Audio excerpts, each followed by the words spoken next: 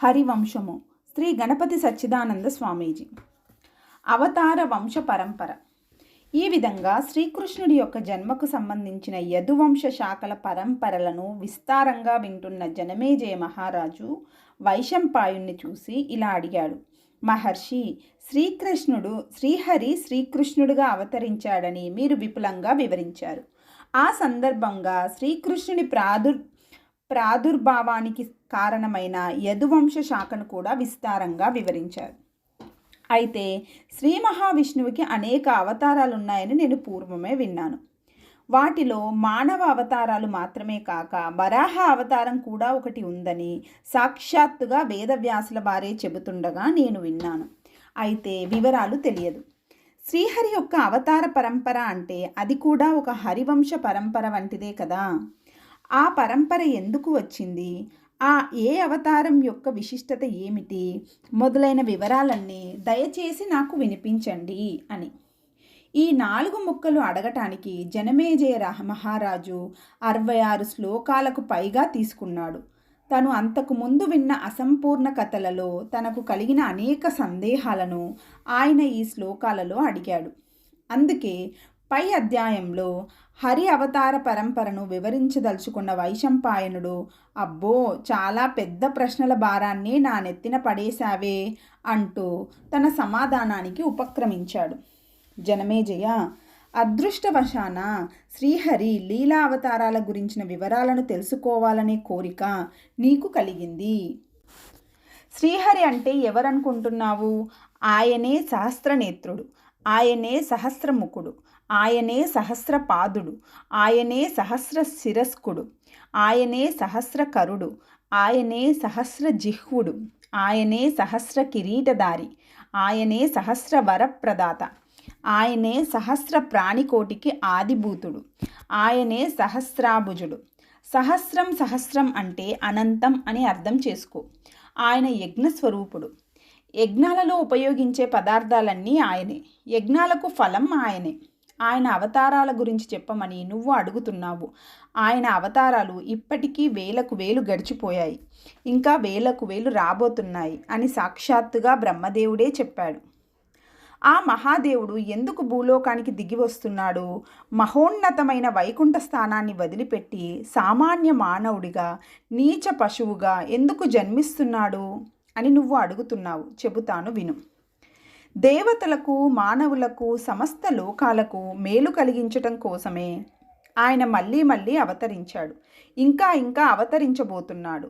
ఆ చరిత్రలన్నీ వేదంతో సమానమైనవి, యజ్ఞాలతో సమానమైనవి, పరమ పవిత్రమైనవి. అందువల్ల నేను చెప్పబోయేది నువ్వు పవిత్రుడవై, ఏకాగ్రుడవై, మౌనవ్రతదారివై జాగ్రత్తగా ఆలకించు. మానవలోకంలో ఎప్పుడెప్పుడు ధర్మానికి హాని కలుగుతుందో అప్పుడప్పుడు ధర్మాన్ని తిరిగి స్థాపన చేసేందుకోసం శ్రీ మహావిష్ణువు అవతారాలను ధరిస్తూ ఉంటాడు. యథా హి ధర్మస్య గ్లానిర్భవతి భారత ధర్మ సంస్థాపనార్థాయ తదా సంభవతి ప్రభు. నిజానికి ఆయనకు 2 రూపాలు ఉన్నాయి. ఒకటి శుద్ధ సాత్వికమైన రూపం, అది నిత్యము వైకుంఠంలో ఉంటుంది. ఆ రూపంతో ఆ స్వామి ఎల్లప్పుడూ ఇతరులకు అసాధ్యమైన తపస్సు చేస్తూనే ఉంటాడు. ఇక 2వ రూపం క్షీరసాగరంలో శేషతల్పం మీద యోగ నిద్రలో ఉంటుంది. యోగ నిద్ర అంటే భూలోకంలోని ఆధ్యాత్మిక చింతకుల యొక్క సమాధి స్థితి కంటే కూడా ఉన్నతమైనది.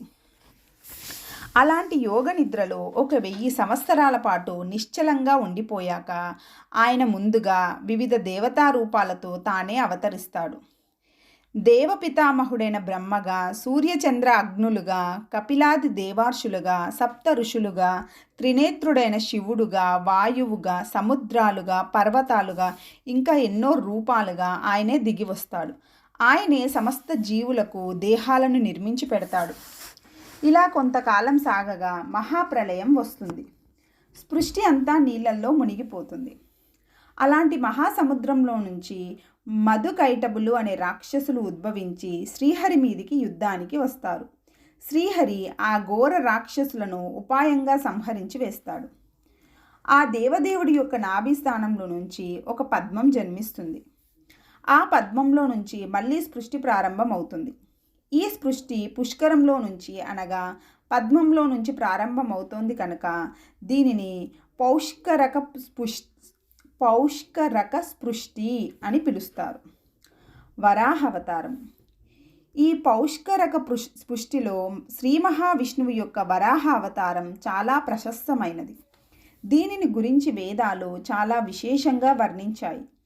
ఈ అవతారం గురించి నువ్వు చాలా ప్రశ్నలు అడిగావు. వరాహము అంటే అడవి ముళ్ళ పంది. ఇది సింహాల కన్నా బలిష్టమైన జంతువు. ఇటువంటి రూపాన్ని శ్రీహరి స్వీకరించే సమయానికి భూమి అంతా నీళ్ళల్లో మునిగిపోయి ఉంది. ఆ భూమిని పైకి ఎత్తడం కోసమే శ్రీహరి వరాహ స్వరూపాన్ని స్వీకరించాడు.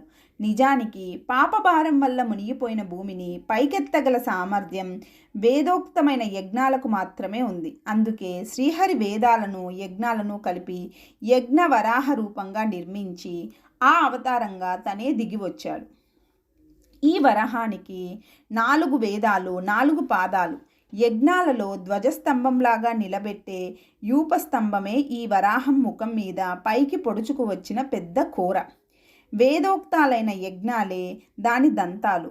శేనచితి, గరుడచితి మొదలైన పేర్లతో వేదాలలో ఏ యజ్ఞ వేదికలు వర్ణింపబడి ఉన్నాయో అవన్నీ ఆ వరాహానికి ముఖంగా మారాయి. అగ్నిదేవుడు ఆ ముఖంలోని నాలుక అయ్యాడు. యజ్ఞదర్పలు ఆ వరాహం ఒంటి మీద ముళ్ళయ్యాయి. బ్రహ్మదేవుడు శిరస్సుగా మారాడు. రాత్రింబవళ్ళ దేవతలు కళ్ళుగా మారారు. ఆజ్యము ముక్కుగా మారింది. స్త్రువము ఆ వరాహపు తుండంగా మారింది. తుండం అంటే పొడుగుగా సాగిన మూతి. సామవేదం దాని కంఠస్వరమైంది. ఈ విధంగా ఆ యజ్ఞ వరాహం గురించిన విశేషాలు వేదాలలోనూ పురాణాలలోనూ వేలకు వేలుగా చెప్పబడ్డాయి. అటువంటి యజ్ఞ వరాహమూర్తి ప్రళయ సముద్ర జలంలోకి దిగి తన ముఖం మీది కూరతో భూమిని గుచ్చి జాగ్రత్తగా నీటిపైకి తీసుకువచ్చాడు. మానవులకే కాక ఊర్ధ్వలోకాలకి అధోలోకాలకి కూడా మేలు జరగాలంటే భూలోకం సురక్షితంగా ఉండాలి. అందుకే యజ్ఞవరాహస్వామి తన పుణ్యబలమంతా ఉపయోగించి సముద్ర జలాలతో సహా భూదేవిని మళ్ళీ యథాస్థానంలో నిలిపి ఉంచాడు. నరసింహ అవతారం. ఇక నరసింహ అవతారం గురించి చెబుతాను, విను. పూర్వం కృతయుగంలో రాక్షస రాజైన హిరణ్యకశిపుడు 11,500 సంవత్సరాల పాటు ఏకదాటిగా తపస్సు చేశాడు. అతని తపోదీక్షకు, మౌనవ్రత దీక్షకు, ఉపవాస దీక్షకు, బ్రహ్మచర్య దీక్షకు బ్రహ్మదేవుడు చాలా సంతోషపడ్డాడు. ఆయన ఒక దివ్య విమానం మీద ఆకాశయానం చేస్తూ హిరణ్యకశిపుడి ముందర వాలాడు. ఆయన వెంట దేవతాశ్రేష్ఠులైన ఆదిత్యులు, వసువులు, మరుత్తులు, రుద్రులు, విశ్వదేవులు మొదలైన వారు మాత్రమే కాక యక్ష, రాక్షస, కిన్నరులు కూడా ఉన్నారు. అనేక మంది మహర్షులు ఉన్నారు, రాజర్షులు ఉన్నారు. నాకు అన్ని వర్గాల వారు ప్రీతిపాత్రులే. అన్ని వర్గాలలోనూ నాకు భక్తులున్నారు. నాది సర్వ సమదృష్టి అనే సందేశం ఇవ్వడం కోసమే బ్రహ్మదేవుడు వీరందరినీ వెంటబెట్టుకొని హిరణ్యకశిపుడు ముందు ప్రత్యక్షమయ్యాడు. అలా ప్రత్యక్షమై, హిరణ్యకశిపు, నీకేం కావాలో కోరుకో, నీకు సద్బుద్ధి పుట్టుగాక అన్నాడు. హిరణ్యకశిపుడు బ్రహ్మదేవుడి యొక్క సమతా సందేశాన్ని కానీ సద్బుద్ధి ప్రాప్తి సందేశాన్ని కానీ ఏమాత్రమూ పట్టించుకోకుండా వరం ఇలా కోరాడు. బ్రహ్మదేవా, నువ్వు చూపిస్తున్న దేవతలు కానీ, గంధర్వులు కానీ, యక్ష రాక్షసాదులు కానీ, మానవ పిశాచాదులు కానీ నన్ను ఏ విధంగానూ వధించకూడదు కుందురుగాక. ఎంతటి గొప్ప ఋషులు శాపం పెట్టినా అది నా మీద పనిచేయకుండుగాక. ఆయుధాల వల్ల కానీ, అస్త్రాల వల్ల కానీ, పర్వతాల వల్ల కానీ, చెట్ల వల్ల కానీ, ఎండిన వస్తువుల వల్ల కానీ, తడిగా ఉన్న వస్తువుల వల్ల కానీ, ఇంకా ఏ విధమైన ఆయుధం వల్ల కానీ నాకు మరణం సంభవించుకుండుగాక. నాకు అసలే మరణం రాకూడదు అంటే నువ్వు ఒప్పుకోవేమో. ఎవడైనా మహావీరుడు ఒకే ఒక చేతి దెబ్బతో నన్ను, నా పరివారాన్ని కూడా ఒక్కసారిగా నేలకు కూల్చగలిగితే అలాంటి వీరుడి చేతిలో నాకు మృత్యు లభించుగాక. అన్ని మరణాన్ని గురించిన కోరికలే అడుగుతున్నాను అనుకోకు.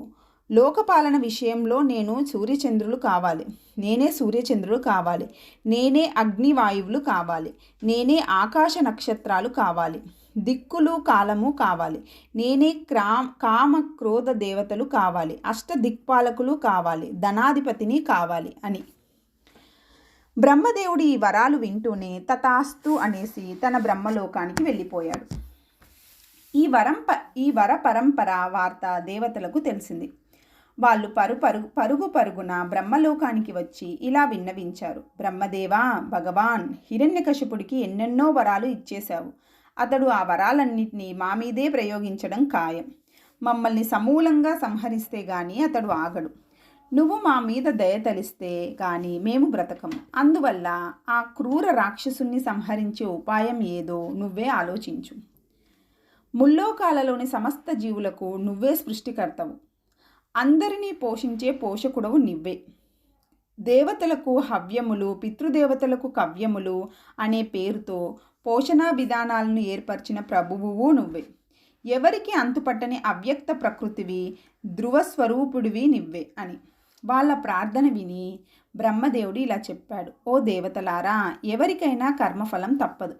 హిరణ్యకశిపుడు ఘోరమైన తపస్సు చేశాడు. ఆ తపస్సు ఫలం వాడికి అందక తప్పదు. అతడి తపఃఫలాన్ని అతడు పొందుతున్నాడు తప్పితే నేను విశేషంగా అతడికి ఇచ్చింది ఏమీ లేదు. అయినా భయపడకండి, కొంతకాలానికి అతడి తపఫలం తగ్గి తీరుతుంది. ఆ సమయాన్ని గుర్తించి భగవంతుడైన శ్రీ మహావిష్ణువు అతన్ని సంహరించి తీరుతాడు అని. బ్రహ్మదేవుడి మాటలు వినేసరికి దేవతలకు గుండెల్లో తేలికైంది.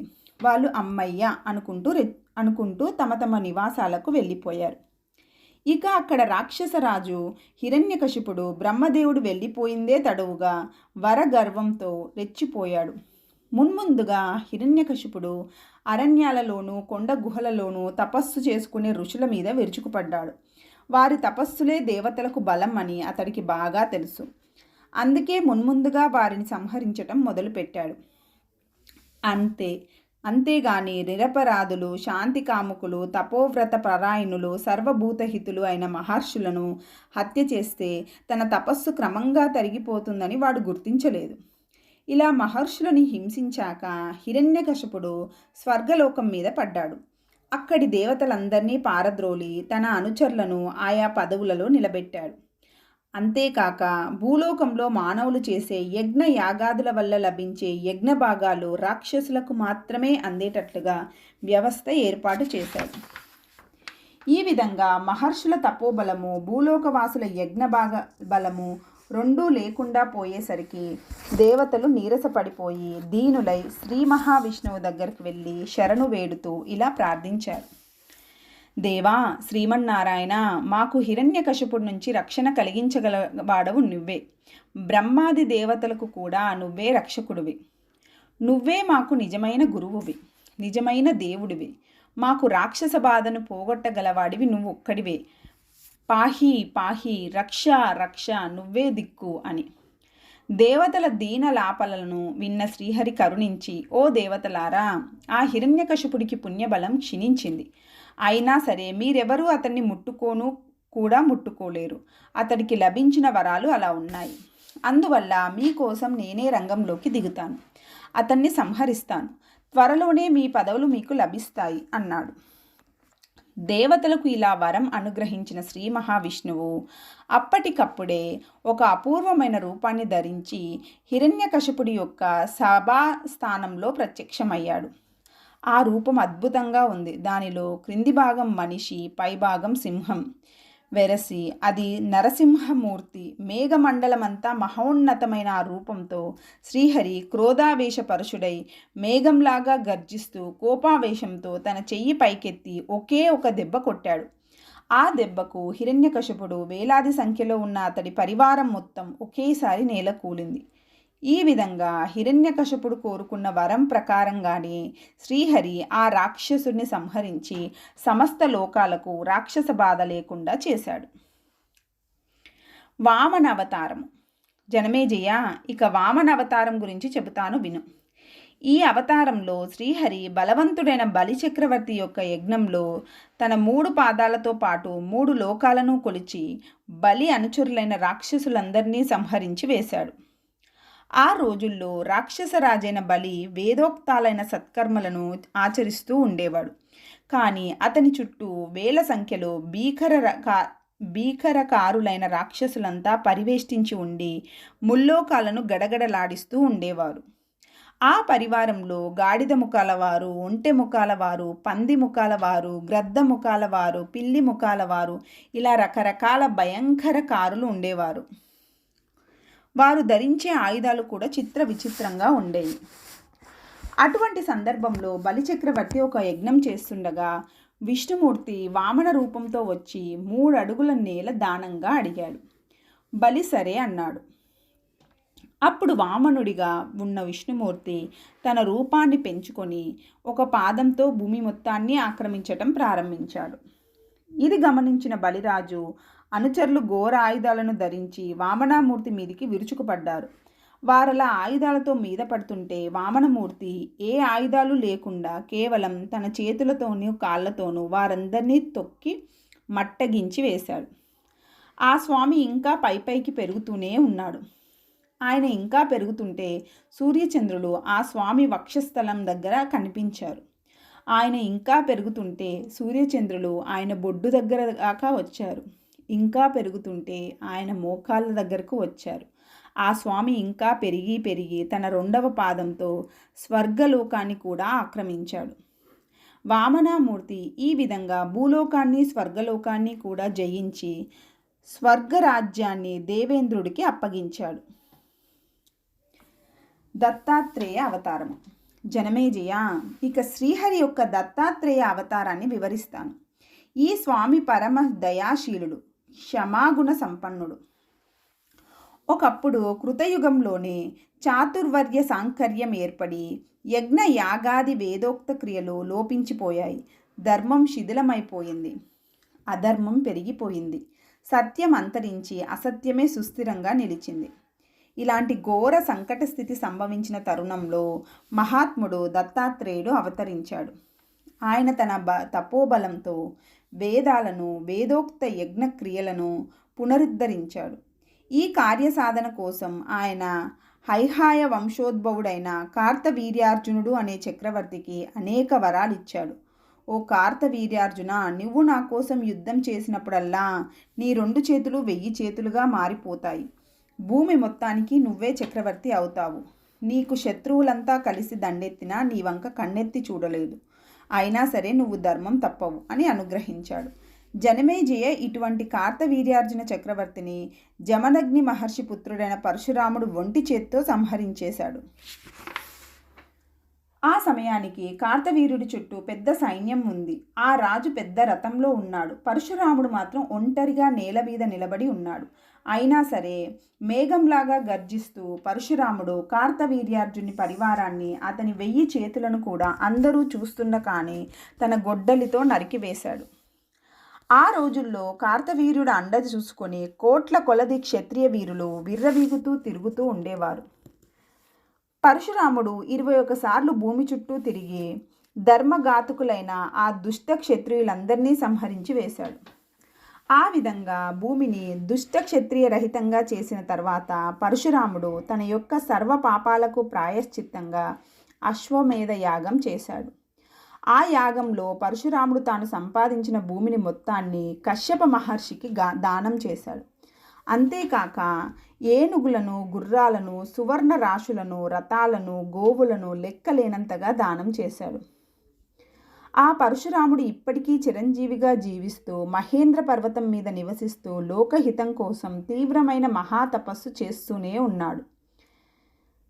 జమదగ్ని పుత్రుడైన ఈ పరశురాముడు కూడా శ్రీ మహావిష్ణువు యొక్క అవతారమే. రామ అవతారం. జనమేజయ, ఇప్పుడు 28వ మహాయుగంలో ద్వాపరం దాటి కలియుగంలోకి ప్రవేశించాము. దీనికి వెనకాల 24వ మహాయుగంలోని త్రేతాయుగంలో శ్రీ మహావిష్ణువు దశరథ పుత్రుడై శ్రీరామచంద్రుడుగా అవతరించాడు. అప్పుడు శ్రీ మహావిష్ణువు తనను 4 భాగాలుగా చేసుకొని అందులో ప్రధాన భాగం శ్రీరాముడిగాను, మిగిలిన 3 భాగాలు భరత, లక్ష్మణ, శత్రుఘ్నులుగా అవతరించాడు. రాక్షస వధ చేసేందుకోసం, ధర్మాన్ని వృద్ధిపరిచేందుకోసం, సామాన్య ప్రజలకు ప్రశాంతంగా ఉంచడం కోసం రామ అవతారం వచ్చింది. శ్రీరాముడికి విశ్వామిత్ర మహర్షి దేవతల దగ్గర కూడా లేని అపూర్వ దివ్యాస్త్రాలను ఉపదేశించాడు. రాబోయే రాక్షస సంహారాన్ని దృష్టిలో పెట్టుకొని మేధావి అయిన ఆ మహర్షి ఈ పని చేశాడు. ఒకసారి విశ్వామిత్ర మహర్షి ఒక యజ్ఞం చేస్తుంటే మారీచుడు, సుబాహువు అనే ఇద్దరు బలవంతులైన రాక్షసులు విఘ్నం చేయటం కోసం వచ్చారు. వారిని శ్రీరాముడు సంహరించి వేశాడు.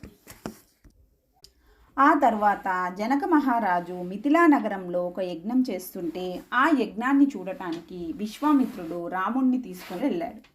అక్కడ శ్రీరాముడు మహేశ్వరుడైన శివుడి దగ్గర నుంచి జనక మహారాజుకు సంక్రమించిన ఒక అపూర్వమైన ధనస్సును ఎక్కుపెట్టడమే కాక అవలీలగా విరిచివేశాడు.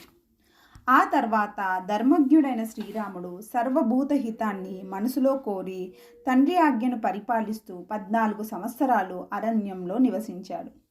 ఆ సమయంలో అతని తమ్ముడైన లక్ష్మణుడు, భార్య అయిన సీత అతడి వెంట ఉన్నారు. ఈ సీత ఎవరో కాదు, శ్రీహరి యొక్క భార్య అయిన లక్ష్మీదేవి సుందర రూపధారిణి అయి శ్రీరాముడి భార్యగా దిగివచ్చింది. శ్రీరాముడు 14 ఏండ్లు అరణ్యంలో తాపస వృత్తిలో జీవించాడు.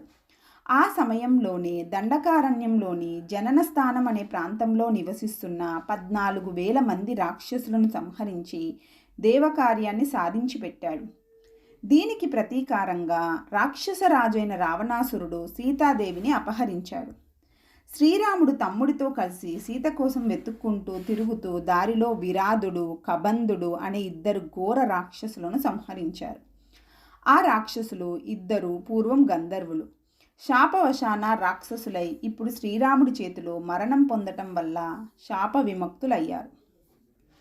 ఆ తర్వాత హనుమంతుడి ద్వారా శ్రీరాముడికి వానర శ్రేష్ఠుడైన సుగ్రీవుడితో స్నేహం కుదిరింది. ఆ సుగ్రీవుడి కోసం శ్రీరాముడు వానరరాజైన వాలిని సంహరించి సుగ్రీవుణ్ణి వానరరాజుగా చేశాడు. ఆ తర్వాత సుగ్రీవుడి సహాయంతో సీతాదేవి లంకలో ఉన్నదని గ్రహించి శ్రీరాముడు వానరసేన సమేతుడై రావణాసురుడి మీదికి దండెత్తాడు. ఆ రావణాసురుడి యొక్క పరాక్రమం చాలా ఘోరమైనది. అతడిని కన్నెత్తి చూడటానికి దేవతలే భయపడేవారు. కానీ అతడు సీతాపహరణం చేసి మహా అపచారం చేసి ఉన్నాడు. అందువల్ల శ్రీరాముడు మహాయుద్ధంలో ఆ రాక్షసుణ్ణి పరివార సమేతంగా సంహరించి వేశాడు. ఆ తర్వాత శ్రీరాముడు అయోధ్యాధిపతి అయ్యాడు. ఆ రోజుల్లో లవణాసురుడు అనే రాక్షసుడు బలగర్వితుడై విజృంభించాడు. ఆ లవణుడు మధువు అనే రాక్షసుడి కొడుకు, మహావీరుడు, పైగా శివుని వరం చేత గర్వించి ఉన్నాడు. అటువంటి లవుణ్ణి శ్రీరాముడు తన చివరి తమ్ముడైన శత్రుఘ్నుడి ద్వారా పరివార సమేతంగా సంహరింపచేశాడు. శ్రీరాముడు 10 అశ్వమేధ యాగాలను ఏ అడ్డు లేకుండా ఆచరించాడు. శ్రీరాముడి పరిపాలనా కాలంలో ఎక్కడా అశుభ వార్తలు వినిపించేవి కావు, సుడిగాలులు వీచేవి కావు, దొంగతనాలు జరిగేవి కావు, భర్తలు భార్యల కన్నా ముందు మరణించేవారు కాదు, ప్రజలకు ఆపదలు కలిగేవి కాదు. అంతేకాదు ఆ రాజ్యంలో జలోపద్రవాలు కానీ, అగ్ని ఉపద్రవాలు కానీ, పిడుగుల ఉపద్రవాలు కానీ లేనే లేవు. పిల్లలకు పెద్దవాళ్ళు అపకర్మలు చేయవలసిన అవసరం వచ్చేది కాదు. శ్రీరాముడి రాజ్యపాలనలో దేవతలు, మహర్షులు మానవలోకంలో బహిరంగంగా తిరుగుతూ సామాన్య మానవులతో కలిసి వ్యవహారాలు చేసుకుంటూ ఉండేవారు. వారంతా కలిసి రాముడే పరతత్వం అని, రాముడే శ్రీహరి అని, రాముడే పరమజ్ఞాని అని ఈ విధంగా రాముడి యొక్క మహిమను మాటలుగా, పాటలుగా గానాలు చేసేవారు. ఆ శ్రీరాముడు నల్లగా ఉండేవాడు. వయసు మళ్ళినాక కూడా యువకుడుగానే కనిపించేవాడు. ఎర్రటి కళ్ళు, తేజస్సు ఉట్టిపడే ముఖం, మోకాళ్ళ దాకా పొడుగైన చేతులు, అందమైన ముఖం, సింహం వంటి భుజాలు కలిగి ఎంతో ఆకర్షణీయంగా ఉండేవాడు. ఆయన చాలా మితభాషి. అలాంటి శ్రీరాముడు 11,000 సంవత్సరాలు అయోధ్య అధిపతిగా రాజ్యం చేశాడు.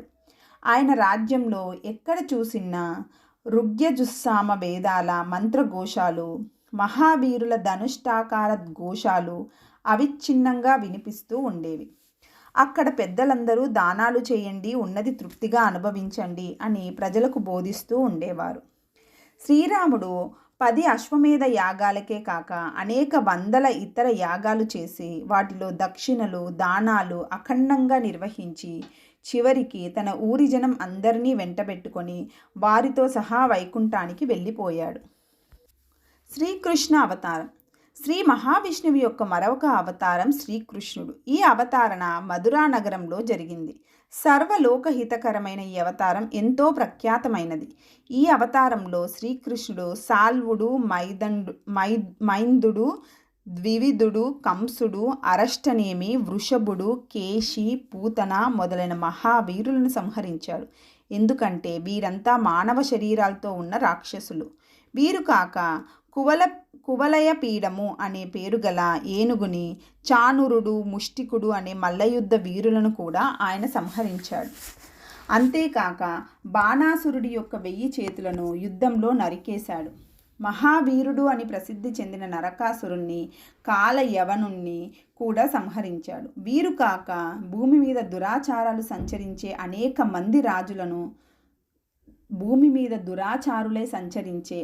మంది రాజులను కూడా శ్రీకృష్ణుడు సంహరించాడు. ఈ అవతారం జరుగుతూ ఉండగానే అంటే 28వ మహాయుగంలోనే శ్రీహరి వేదవ్యాసుడుగా అవతరించారు. ఈయన ఏకరాశిగా ఉన్న వేద మంత్రాలను, చతుర్వేదాలను విభజించాడు. అంతేకాకుండా భరతవంశం అంతరించకుండా తన తపశ్శక్తితో నిలబెట్టాడు. కల్కి అవతారం. జనమేజయ, ఇప్పటి వరకు జరిగిపోయిన అవతారాలను చెప్పాను. ఇక జరగబోయేది ఒకటి చెప్పవలసి ఉంది. అది కల్కి అవతారం. శ్రీ మహావిష్ణువు దుష్ట శిక్షణ, శిష్టరక్షణ అనే కార్యక్రమాల కోసం యాజ్ఞవల్క్య మహర్షితో కలిసి కల్కి అనే పేరుతో అవతరించబోతున్నాడు. ఈ స్వామి తన అవతారాన్ని గంగా యమునల మధ్య పూర్తి చేయబోతున్నాడు. అప్పటికి కలి ముదిరి రాజవంశాలు అంతరించి మంత్రులు, సేనాధిపతులు అనేవారు లేకుండా పోయి ప్రజలను అదుపు చేసేవారే లేక భూమి అంతటా అరాచకం అయిపోతుంది. ప్రజలందరూ స్వేచ్ఛా సంచారులు అవుతారు. నియమించే అధికారులు లేకపోవడం వల్ల ప్రజలకు రక్షణ లేకుండా పోతుంది. అందువల్ల ప్రజలు బరితెగించి ఒకరినొకరును చంపుకుంటూ, ఒకరి సొమ్ములు మరొకరు అపహరించుకుంటూ, నిరంతరం ఆక్రందనలు చేసుకుంటూ జీవనం సాగిస్తూ ఉంటారు. ఇలా జరుగుతూ ఉండగానే కలియుగ కృతయుగాల సంధికాలం వస్తుంది. ఆ సమయంలో అనేక ఉపద్రవాలు సంభవించి తీవ్రమైన ప్రజాక్షయం ఏర్పడుతుంది. ఆ సమయంలోనే కల్కి భగవానుడు సత్పురుషులను రక్షిస్తాడు. ఇంతలో కలియుగం పూర్తయిపోయి మళ్ళీ కృతయుగం ప్రారంభమవుతుంది. మళ్ళీ న్యాయపాలన పునరుద్ధరింపబడుతుంది. అప్పుడు ప్రజల స్వభావమే ధర్మ స్వభావంగా మారిపోతుంది. జనమేజయ, శ్రీ మహావిష్ణువు యొక్క అవతారాలు ఇంకా చాలా ఉన్నాయి. వేదవేత్తాలైన విద్వాంసులు ఇంకా ఎన్నో విశేషాలను చెబుతున్నారు. నేను నీకు చెప్పింది కేవలం సూచనాప్రాయంగా, సూత్రప్రాయంగా, సంగ్రహంగా వివరించినది మాత్రమే. ఈ శ్రీహరి అవతారాల కథను స్వయంగా చదివినా, ఇతరుల ద్వారా వినినా కూడా వారి పితృదేవతలు తృప్తి చెందుతారు. జనమేజయ, శ్రీహరి అంటే ఎవరనుకుంటున్నావు? ఆయన యోగేశ్వరుడు, అంటే యోగ విద్యకే అధిపతి. ఆయన అవతారాలన్నీ ఆయన యొక్క యోగమాయా ప్రభావాలే. వీటిని శ్రద్ధగా విన్నవాడికి పాపాలు పోతాయి, జ్ఞానం సిద్ధిస్తుంది, ఐశ్వర్యము, విస్తారమైన భోగాలు భగవత్ ప్రసాదంగా వాడికి లభిస్తాయి. కృతయుగంలో శ్రీహరి అవతారాలు. జనమేజయ, కృతయుగంలో శ్రీ మహావిష్ణువు యొక్క అభివ్యక్తి ఎంతో విస్తృతంగానూ ప్రస్ఫుటంగానూ ఉండేది. దాన్ని గురించి కూడా సంగ్రహంగా చెబుతాను. ఆ యుగంలో ఆయనకు 4 ప్రధాన లక్షణాలు ఉండేవి. 1 విష్ణుత్వం, అంటే ఎల్లవేళలా అభయ ప్రదానం చేసి ఓదార్చే గుణం. 2 హరిత్వం, అంటే పాపాలను పోగొట్టే గుణం. 3 వైకుంఠత్వం, అంటే శత్రువుల చేత ఓడిపోకుండా ఉండటం. 4 శ్రీకృష్ణత్వం, అంటే అపరిమితమైన ఆనందాన్ని కలిగించే గుణం. ఇది ఎక్కువగా మానవ లోకంలో కనిపించేది. ఈ 4 కాకుండా ఆ స్వామి దగ్గర ఈశ్వరత్వం అనే గుణం అన్ని యుగాలలోనూ ఉంటుంది. ఈశ్వరత్వం అంటే అపరాధాలను దండించడం, ఆపదలో ఉన్న వారిని రక్షించడం. ఆ స్వామి దగ్గర ఇన్ని గుణాలు ఉన్నా వాటిని గ్రహించడం మాత్రం చాలా కష్టం. ఎందుకంటే ఆయన తత్వం ఎప్పుడూ అవ్యక్తంగానే ఉంటూ ఉంటుంది. ఆయన మానవ అవతారాలను తీసుకున్నప్పుడే ఆ తత్వం ఎంతో కొంత వ్యక్తమవుతూ ఉంటుంది. ఈ నారాయణుడికి కృతయుగంలో హరి అని ప్రధానమైన పేరు. హరి అంటే పాపాలను హరించి మోక్షాన్ని ప్రసాదించేవాడు అని అర్థం. ఈ హరియే బ్రహ్మదేవుడిగా, ఇంద్రుడుగా, చంద్రుడుగా, ధర్మదేవతగా, రాక్షస గురువైన శుక్రుడుగా, దేవగురువైన బృహస్పతిగా రూపాంతరం చెందాడు. ఈయనే అదితికి పుత్రుడై విష్ణువు అనే పేరుతో దేవేంద్రుడికి తమ్ముడయ్యాడు. కశ్య ప్రజాపతి యొక్క భార్య అయిన అదితిని అనుగ్రహించటం కోసమే నారాయణుడు ఆమె కడుపున విష్ణువు అనే పేరుతో అవతరించాడు. నిజానికి సృష్టికి ప్రారంభ సమయంలో ప్రకృతి శక్తిని ప్రేరేపించింది ఈ స్వామి. ఆ ప్రేరేపణ వల్లే బ్రహ్మదేవుడు జన్మించాడు. ఆ బ్రహ్మదేవుడే మరీచి మొదలైన ప్రజాపతులను సృష్టించాడు. ఆ ప్రజాపతులే కశ్యపాది మహర్షుల రూపంలో తమ వంశాలను వృద్ధి చేశారు. ఆ వంశాల వల్లే సనాతనమైన వేదం అనేక శాఖలుగా విస్తరించింది. ఈ కృతయుగ శ్రీహరి యొక్క మహిమను వివరించేందుకోసం అప్పుడు జరిగిన ఒక సన్నివేశాన్ని వివరిస్తాను విను. తారకామయ యుద్ధం. ఆ యుగంలో రాక్షసులు చాలా బలవంతులై దేవతలను పీడించడం మొదలుపెట్టారు. ఆ దాడులకు తట్టుకోలేక దేవతలు శ్రీహరిని శరణు వేడుదామని సంకల్పించి మనసులలోనే ఆయనను ప్రార్థించుకుంటూ ఆయన దగ్గరకు బయలుదేరారు. కానీ ఇంతలోనే చాలా దుశ్శకునాలు కనిపించాయి. మేఘాలు బొగ్గులను వర్షించాయి. ఆకాశంలో పెద్ద పెద్ద తోకచుక్కలు చెలరేగి సూర్యచంద్రులనే కప్పివేశాయి. ఉరుములు మెరుపులు వికటంగా కనిపించాయి. వాయుశాస్త్రంలో చెప్పిన ప్రవాహము, నివాహము, సంవాహము, ఆవాహము, ఉద్వాహము, పరివాహము, పరావాహము అనబడే 7 రకాల వాయువులు ఒకేసారి వీచినాయి. ఆకాశంలో మంటల వంటి వెలుగులు పెళ్ళుబీకి కురుస్తున్న వాననీళ్లు కూడా వెచ్చబడి ఆకాశమే దహించుకుపోతుందో అన్నట్లుగా నలువైపులా పిడుగులు పడ్డాయి. ఉల్కపాతాల వల్ల ఆకాశంలోనే ఆకర్షణ వికర్షణ శక్తులు మారిపోవటంతో ఆకాశంలో తిరిగే దేవ విమానాలు ఉన్నట్టుండి తలక్రిందులుగా క్రిందికి పడిపోతున్నాయి. తలక్రిందులుగానే పైకి లేస్తున్నాయి. పగలే చీకట్లు కమ్ముకొస్తున్నాయి. ఇలాంటి ఉపద్రవ సన్నివేశాలలో దేవతలు ఎలాగో అలా ముందుకు సాగుతున్నారు. ఇంతలో శ్రీ మహావిష్ణువు కరుణించి దేదీప్యమానమైన తన దేహకాంతులతో ఆకాశంలోని చీకట్లను మటుమాయం చేస్తూ దేవతల ఎదుట ప్రత్యక్షమయ్యాడు. ఆ స్వామి పీతాంబరధారి అయి వివిధ సువర్ణాభరణ భూషితుడై నీలం మేఘ శ్యాముడై అగ్నిజ్వాల సదృశుడై అష్టభుజుడై వివిధాయుధధారి అయి పర్వతం వలె మహోన్నతుడై దేవతలకు దర్శనమిచ్చాడు. ఆ స్వామి ఒక పెద్ద రథం మీద కూర్చొని ఉన్నాడు. ఆ రథం మీద గరుడ ధ్వజం అనే గరుడుడి చిత్రం గల జెండా మనోహరంగా ప్రకాశిస్తుంది. ఆ రథం నిండా అనేక ఆయుధాలున్నాయి. మొత్తం మీద ఆ స్వామి సర్వవిధాల యుద్ధ సన్నద్ధుడై ఉన్నట్టు కనిపిస్తుంది. మహాభయంతో గడగడలాడుతున్న దేవతలకు శ్రీహరి ఈ రకంగా దర్శనమిచ్చేటప్పటికీ భయాల మధ్యలో అభయం దొరికినట్లుగా వాళ్ళ హృదయాలు చాలా తేలికపడ్డాయి. వెంటనే వారు జయ జయ శరణు శరణు రక్ష రక్ష అంటూ దోసిళ్ళు జోడించి ఆ స్వామిని స్తుతించారు. దీనంగా శరణు వేడారు. దేవతలు తమ కష్టాలు చెప్పుకునే లోపలే స్వామి కరుణాతరంగిత హృదయుడై, దేవతలారా శాంతించండి, భయపడకండి. ఆ రాక్షసులందరూ నాశనమైపోయారని నిశ్చయించుకోండి. స్వర్గరాజ్యాన్ని మీకు నేను మళ్ళీ దానం చేస్తున్నాను, స్వీకరించండి అని ఉచ్చైస్వరంతో పలికాడు. ఆ స్వామి నోటిని వెంట వచ్చిన మాట వ్యర్థం కాదని దేవతలకు బాగా తెలుసు. వాళ్లకు అమృతం పుట్టిన రోజున కొత్తగా అమృతం తాగినంత సంతోషం కలిగింది. ఇంతలోనే ఇందాకటి దుశ్శకునాలన్నీ మారిపోయినాయి. చీకట్లు తొలగిపోయాయి. మేఘాలు నశించాయి. వాయువులు ప్రసన్నంగా వీచాయి. భూమి మీద నదులు ప్రశాంతంగా ప్రవహించాయి. ఆ నది తీరాల్లోని మహర్షులు మనోహరంగా వేదగానాలు చేస్తున్నారు. వాళ్ళ హోమాలు కూడా ప్రశాంతంగా సాగుతున్నాయి. ఆకాశంలో వచ్చిన ఈ మార్పులను రాక్షసులు కూడా గమనించారు. శ్రీహరి దేవతలకు అభయం ఇచ్చాడన్న వార్త వారికి చేరింది. కానీ వాళ్లకు భయం కలగలేదు. గర్వోద్రేకం వల్ల వాళ్ళు మహాయుద్ధానికి సన్నాహాలు ప్రారంభించారు. మాయాసురుడు 1200 భారాల వైశాల్యం గల సువర్ణ రథాన్ని సిద్ధం చేసుకున్నాడు. తారకాసురుడు 2 మైళ్ళ వైశాల్యం గల ఇనుప రథాన్ని సిద్ధం చేసుకున్నాడు. దానికి 1000 గాడిదలను గుర్రాలను కట్టుకున్నాడు. విరోచనుడు చేతిలో పెద్ద గద ధరించి సైన్యానికి అగ్రభాగాన నిలబడ్డాడు. హయగ్రీవాసరుడు 1000 గుర్రాల రథం మీద యుద్ధానికి సిద్ధమై ఉన్నాడు.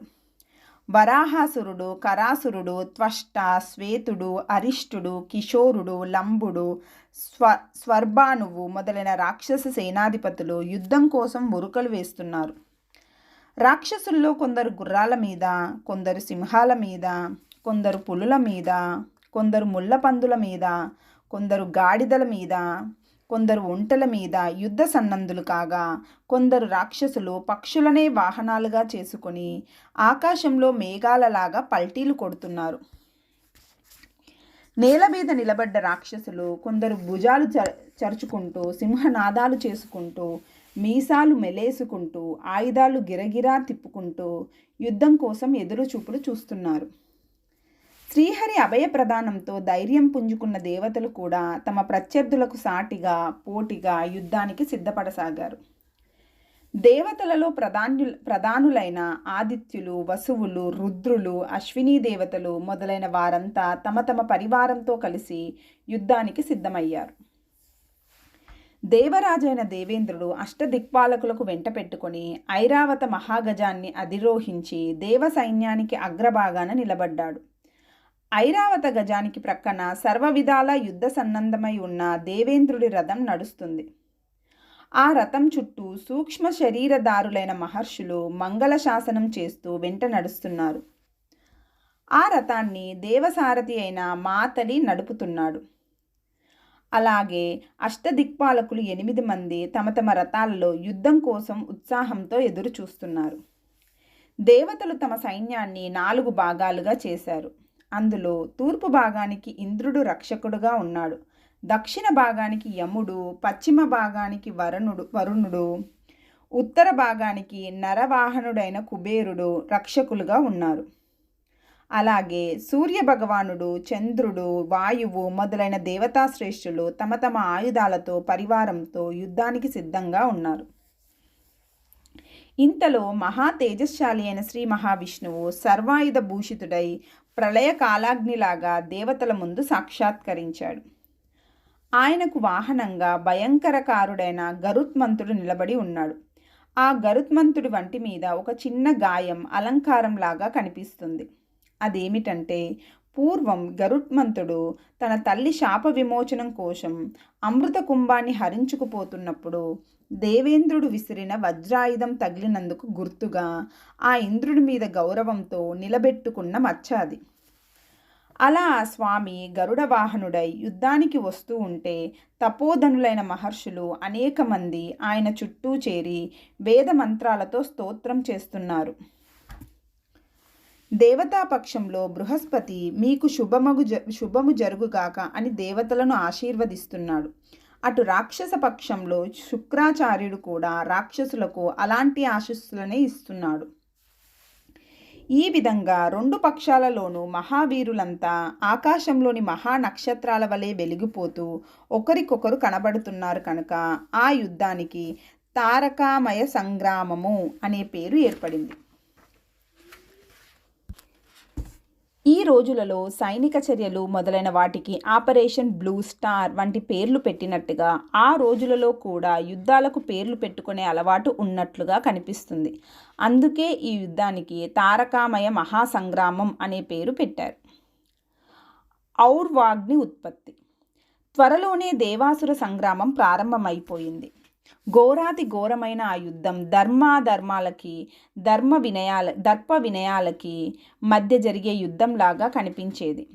2 పక్షాల వారు రకరకాల ఆయుధాలను ఒకరిపై ఒకరు ప్రయోగించుకుంటున్నారు. ఇంతలో రాక్షసులు మాయా విద్యలను ప్రయోగించడం ప్రారంభించారు.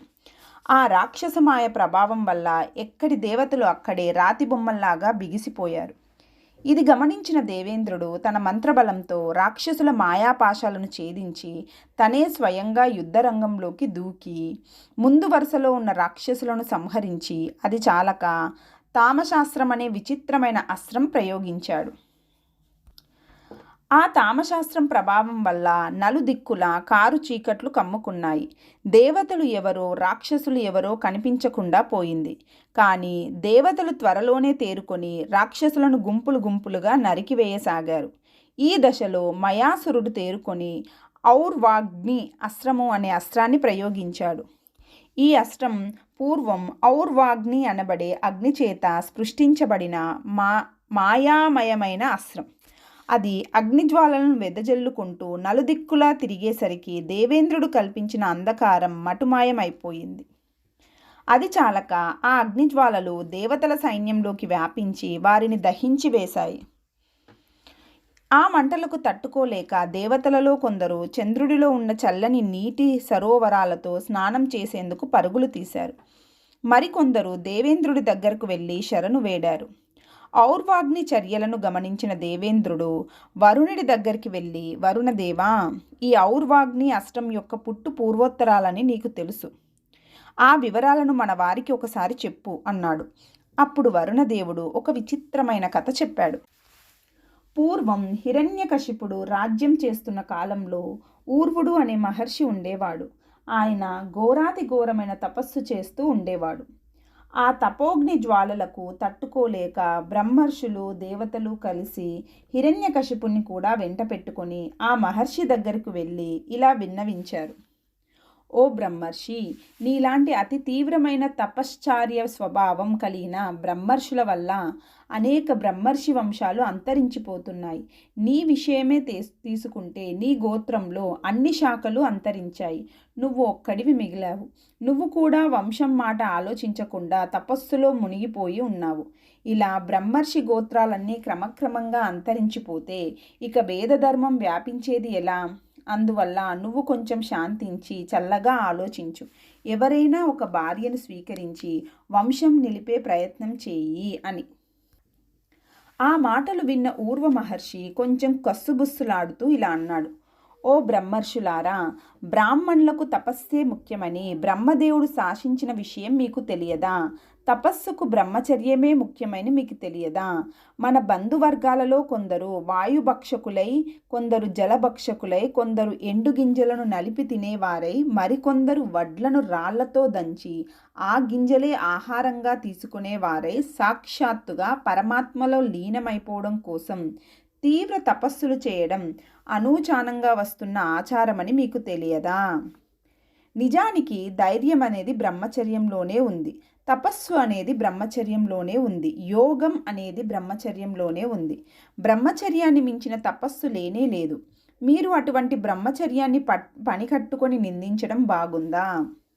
అసలైన వంశం పెరగాలంటే భార్య ఉండి తీరవలసిందేనా? అంతకంటే మన దగ్గరే వేరే మార్గం లేదా? బ్రహ్మదేవుడు మొట్టమొదట్లో భార్యను దగ్గర పెట్టుకునే సృష్టి ప్రారంభించాడా?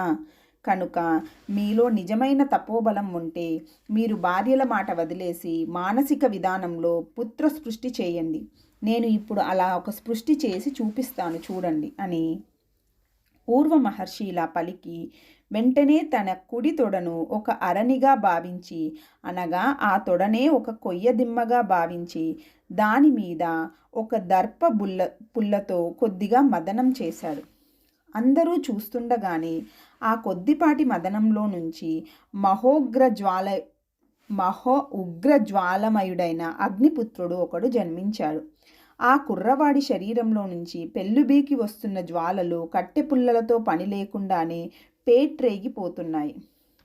ఊర్వ మహర్షి యొక్క ఉరువులో నుంచి, అనగా తొడలో నుంచి పుట్టిన వ్యక్తి కనుక ఆ అగ్నిపుత్రుణ్ణి మహర్షులంతా ఔర్వుడు అని పిలిచారు. ఆ ఔర్వ బాలుడు పుడుతూనే మహోగ్రమైన వాక్కుతో, నాన్నగారు, నాకు ఆకలిగా ఉంది, నన్ను వదిలిపెట్టండి, నేను ఈ ముల్లోకాలను మింగి పారేస్తాను అన్నాడు. ఊర్వ మహర్షి సమాధానం చెప్పే లోపలే అక్కడ తటాలున బ్రహ్మదేవుడు ప్రత్యక్షమయ్యాడు. ఆయన వస్తూనే ఊర్వ మహర్షిని చాలా మెచ్చుకుంటూ ఇలా అన్నాడు. ఓ ఊర్వ, నీ తపస్సు అద్భుతం, నీ సృష్టి అద్భుతం, నీ పుత్రుడి ప్రతాపం అద్భుతం. నీకు నేను ఒక సహాయం చేయదలుచుకున్నాను. నీ కొడుకుకి ఒక మంచి నివాస స్థానాన్ని, అమృతం వంటి ఆహారాన్ని కూడా ఏర్పాటు చేస్తాను. నువ్వు అంగీకరిస్తే నేను ఈ మహర్షులు కూడా సంతోషిస్తాం అని.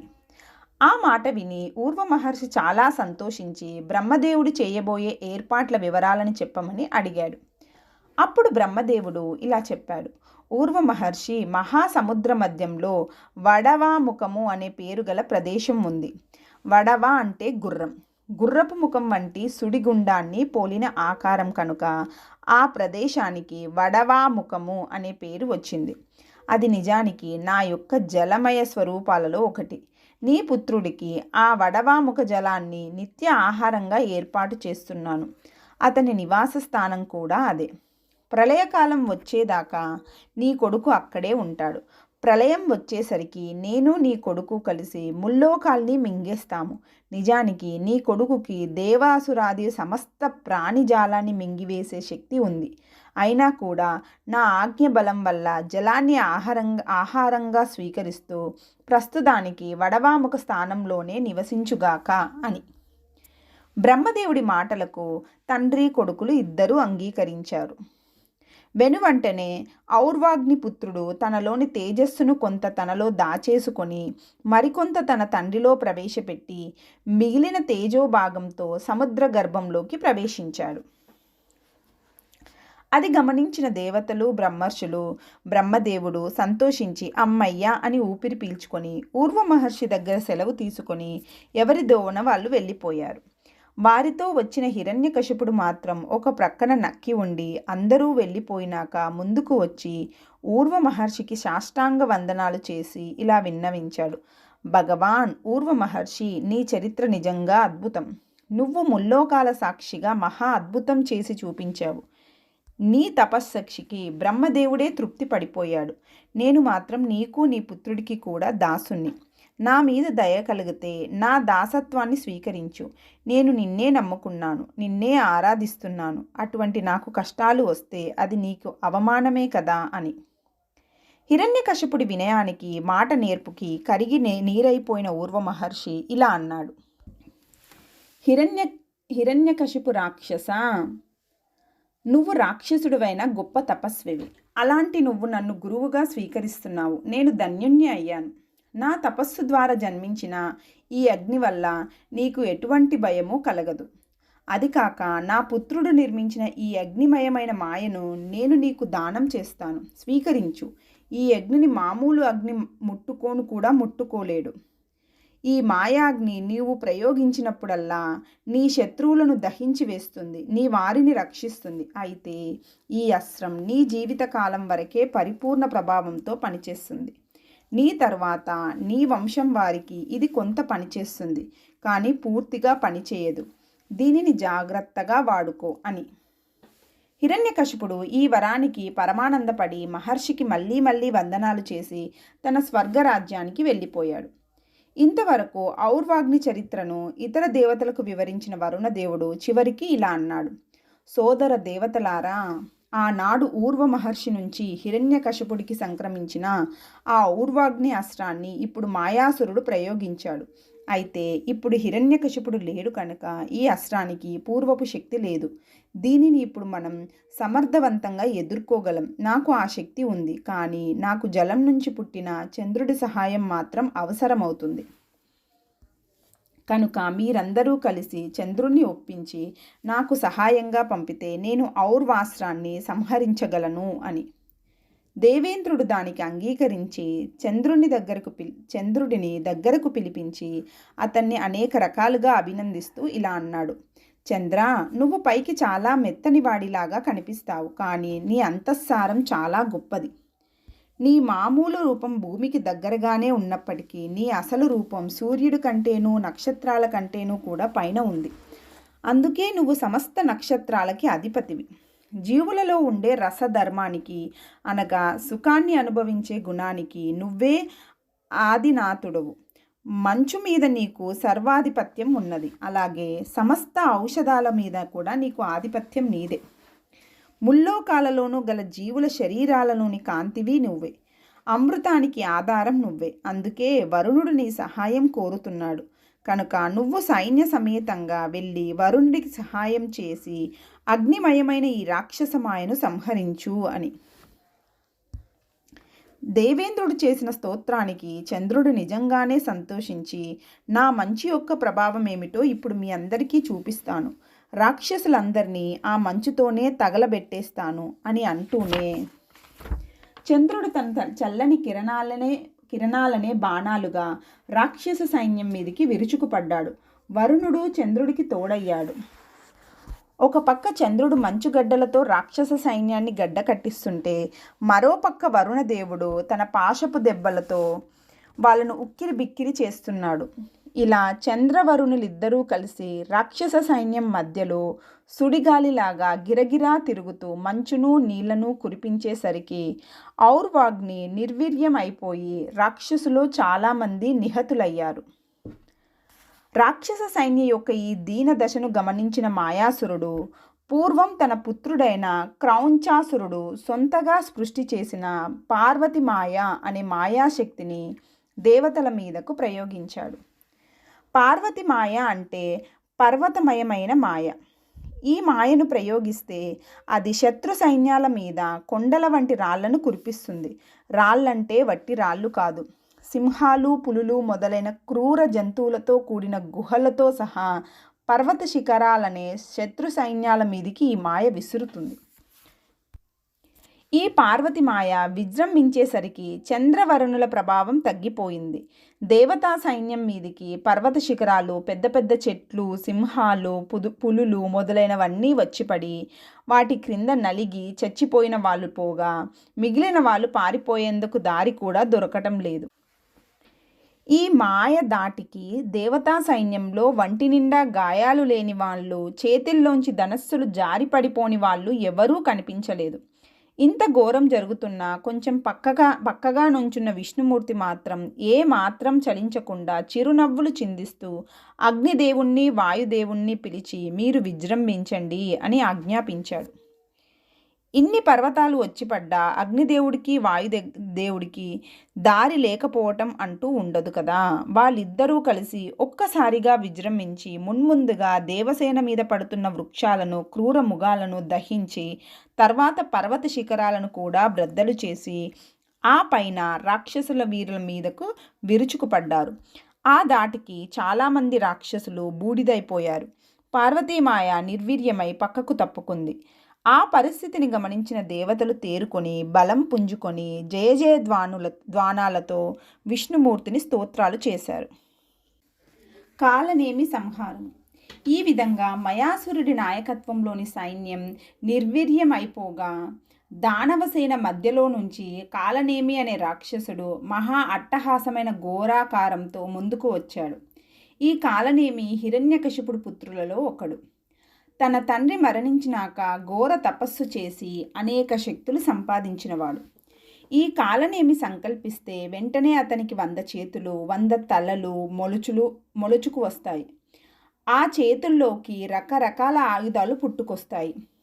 ఇటువంటి విశేష శక్తులు గల కాలనేమి తన 100 శిరస్సుల మీద బంగారు కిరీటాలు ధరించి మహాబలిష్టమైన రథం ఎక్కి రాక్షస సేనకు ఉద్రేకం కలిగించే ప్రోత్సాహ వాక్యాలు పలుకుతూ దేవసేనల మీదికి యుద్ధానికి దూకాడు.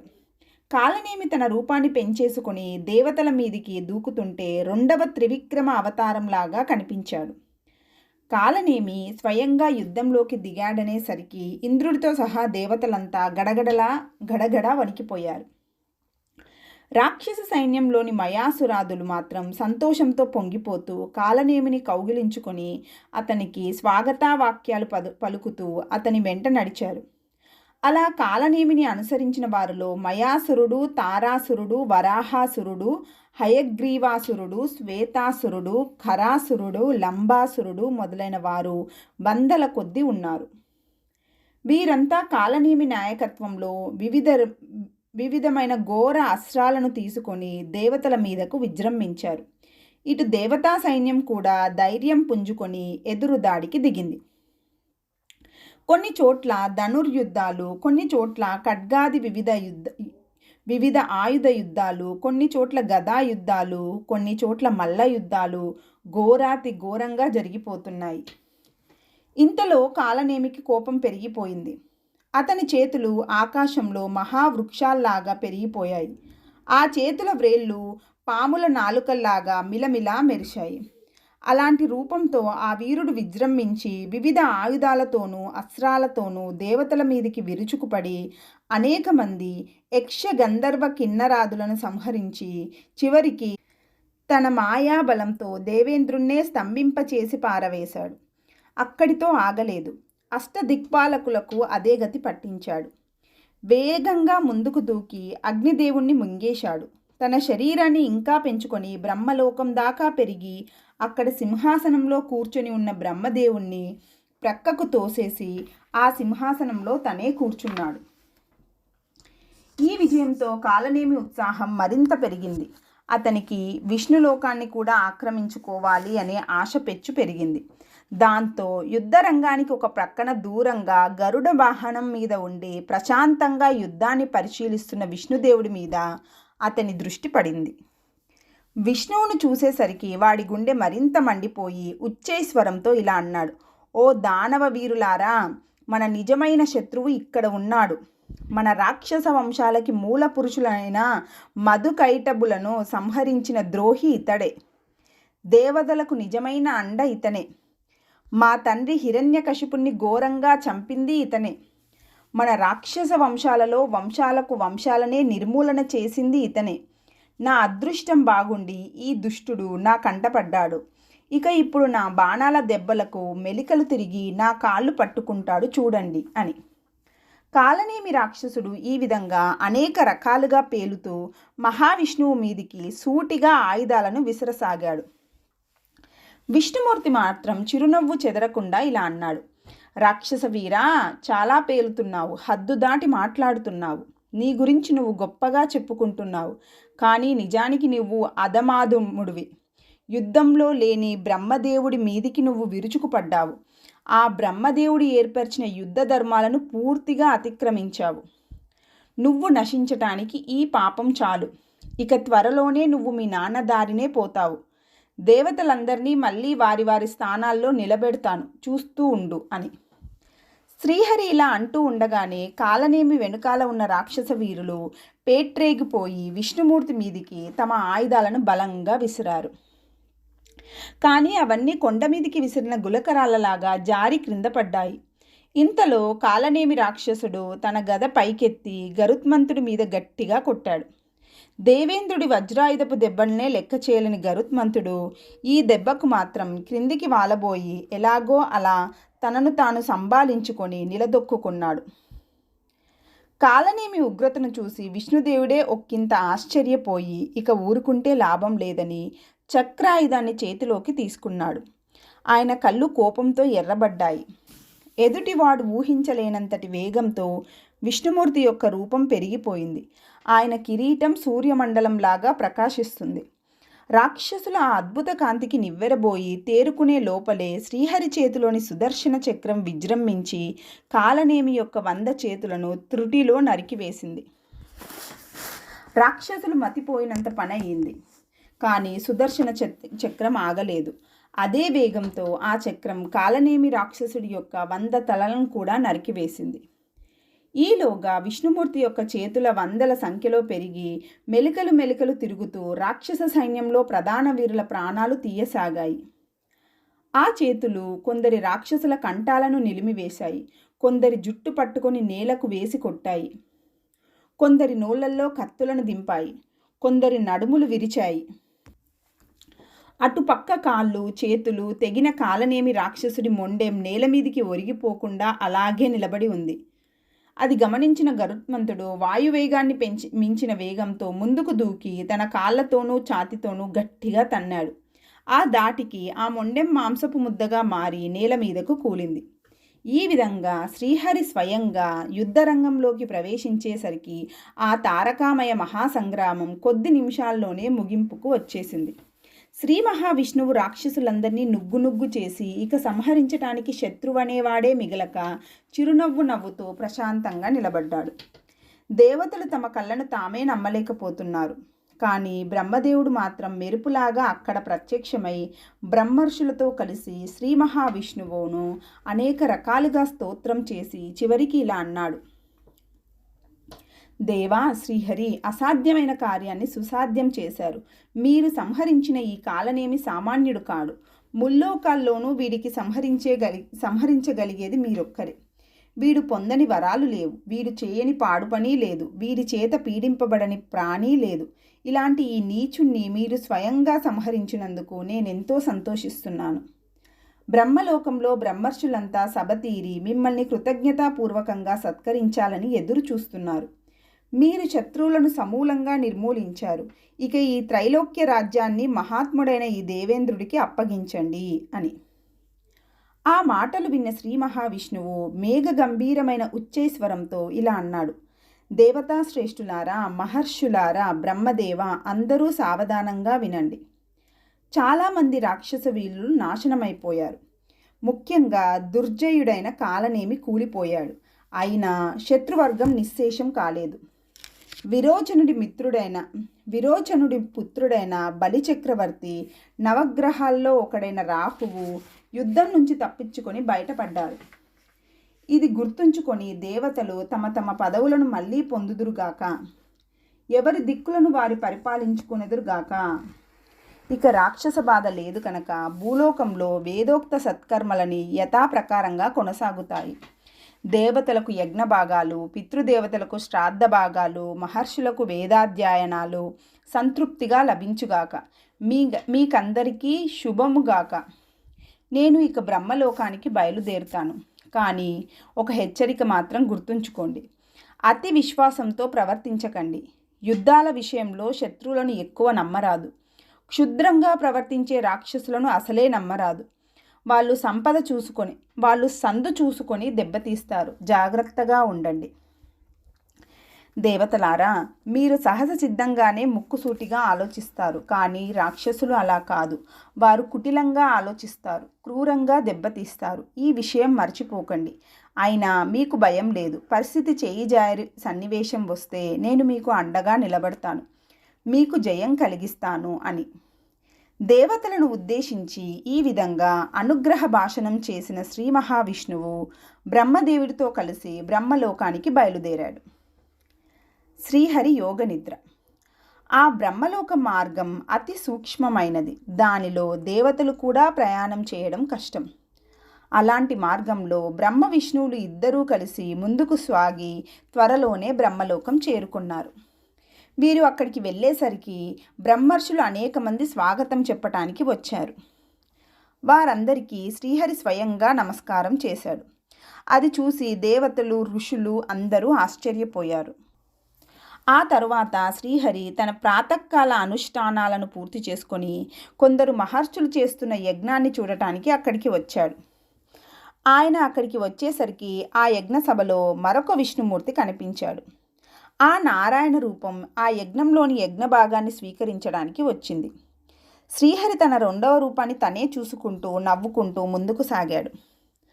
ఆ తర్వాత శ్రీహరి యజ్ఞసభలో కూర్చున్న మహాత్ములందరికీ నమస్కారాలు చేసుకుంటూ ఆ యజ్ఞసభకు ప్రదక్షిణం చేశాడు.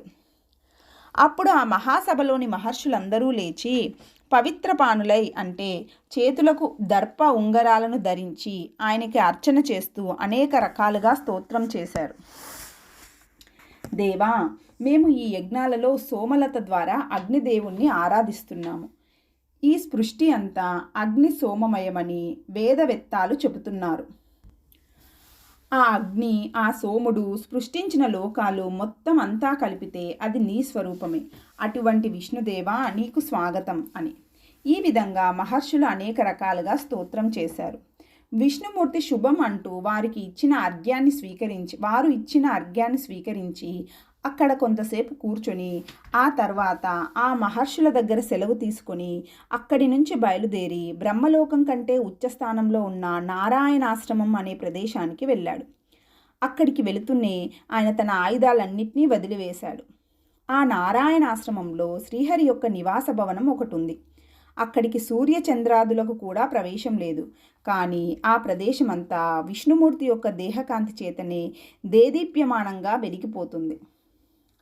శ్రీహరి ఆ భవనంలో తన శయనాగారం దగ్గరకు చేరాడు. అక్కడికి వెళ్ళేసరికి ఆయనకు 1000 తలలు మొలిచాయి. ఆయన విరాట్ రూపాన్ని ధరించాడు. ఇంతలో నల్లని కళ్ళు గల నిద్రాదేవి ఆ స్వామి అనుమతితో ఆయన కళ్ళలోకి ప్రవేశించింది. వెంటనే స్వామి నాగశయనం మీద తన శరీరాన్ని వాల్చి నిద్రకు ఉపక్రమించాడు. అది గమనించిన ఆ భవన నివాసులైన దేవతలు, ఋషులు ఆయనకు నమస్కరించి పక్కకు తప్పుకొని జగద్దితం కోసం ధ్యానాల్లోకి ప్రవేశించారు. శ్రీహరి నిద్రించిన కొద్దిసేపటికే ఆయన నాభిలో నుంచి ఒక పద్మం ఉద్భవించింది. దానిలో బ్రహ్మదేవుడు ఉన్నాడు.